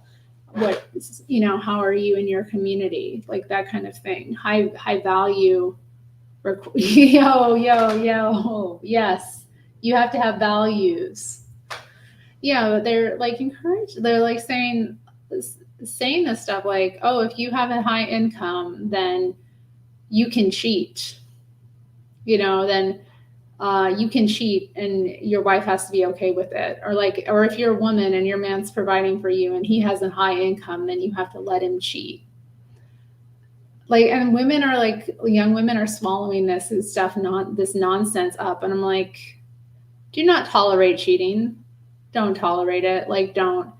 Like, if, like, unless your relationship is solely financial with this man, you should not tolerate cheating. Like, no. Like, that's such terrible advice. Like, no. For one, it destroys the fabric of your relationship. It destroys him, you know, because he's being pulled in different directions. And apart from that, it's disrespectful to you. Like, I don't know, like, we're living in this world where we're being told that wanting the bare minimum from people is asking too much. You know, that's fidelity is not a lot to ask. Loyalty is not a lot to ask for. It's really minimum in a relationship. It really is. It's wild. It's wild. And then they have the audacity to call this kind of men high value. I'm like, they're not high value. High value is who they are as a person. A high value person does not conduct themselves that way. A high value person is selective about who they mate with. A high value person does not spread their seed around willy-nilly. A high value person does not have a wife and a baby mama, like, or several, you know. A high value person like invests in their family and has their priorities straight. It just, to me, is so, the messaging is everywhere that we are to tolerate less and less, or no, that we're to tolerate more and expect less. And I think too, that is a big part of the culture now. And it's not just It's everywhere. It's like we're being told to expect less than previous generations had, you know. Expect less out of life, expect less out of your relationships, expect less from the person you dedicate yourself to, expect less from yourself. It's so nonsensical. Amy, that's so nice of you to say. I wish that you were in New York City. I could set you up with a cool older man, a high quality widow. Sometimes I go to New York City. I have family there. I might be going this year. I might be going in September to visit family. I'm hoping to this year anyway. So if I do end up going, I'll let you know. I would love a New Yorker. I'm very fond of New Yorkers. My mother grew up in, I think I've mentioned, she grew up in Hell's Kitchen, and I have a lot of aunts, uncles, cousins all throughout the New York area, so NYC area. So yeah, I'm open to it. But anyway, yeah, I'm gonna go. I hope you all have a good rest of your day. Thanks for listening to me, visiting the Millenials subreddit with me. I plan to do more of these Reddit adventures. I find it fun to like dig into these streams with people watching and talk about them. It's been a fun process. So anyway, I'll be back another time. Take care.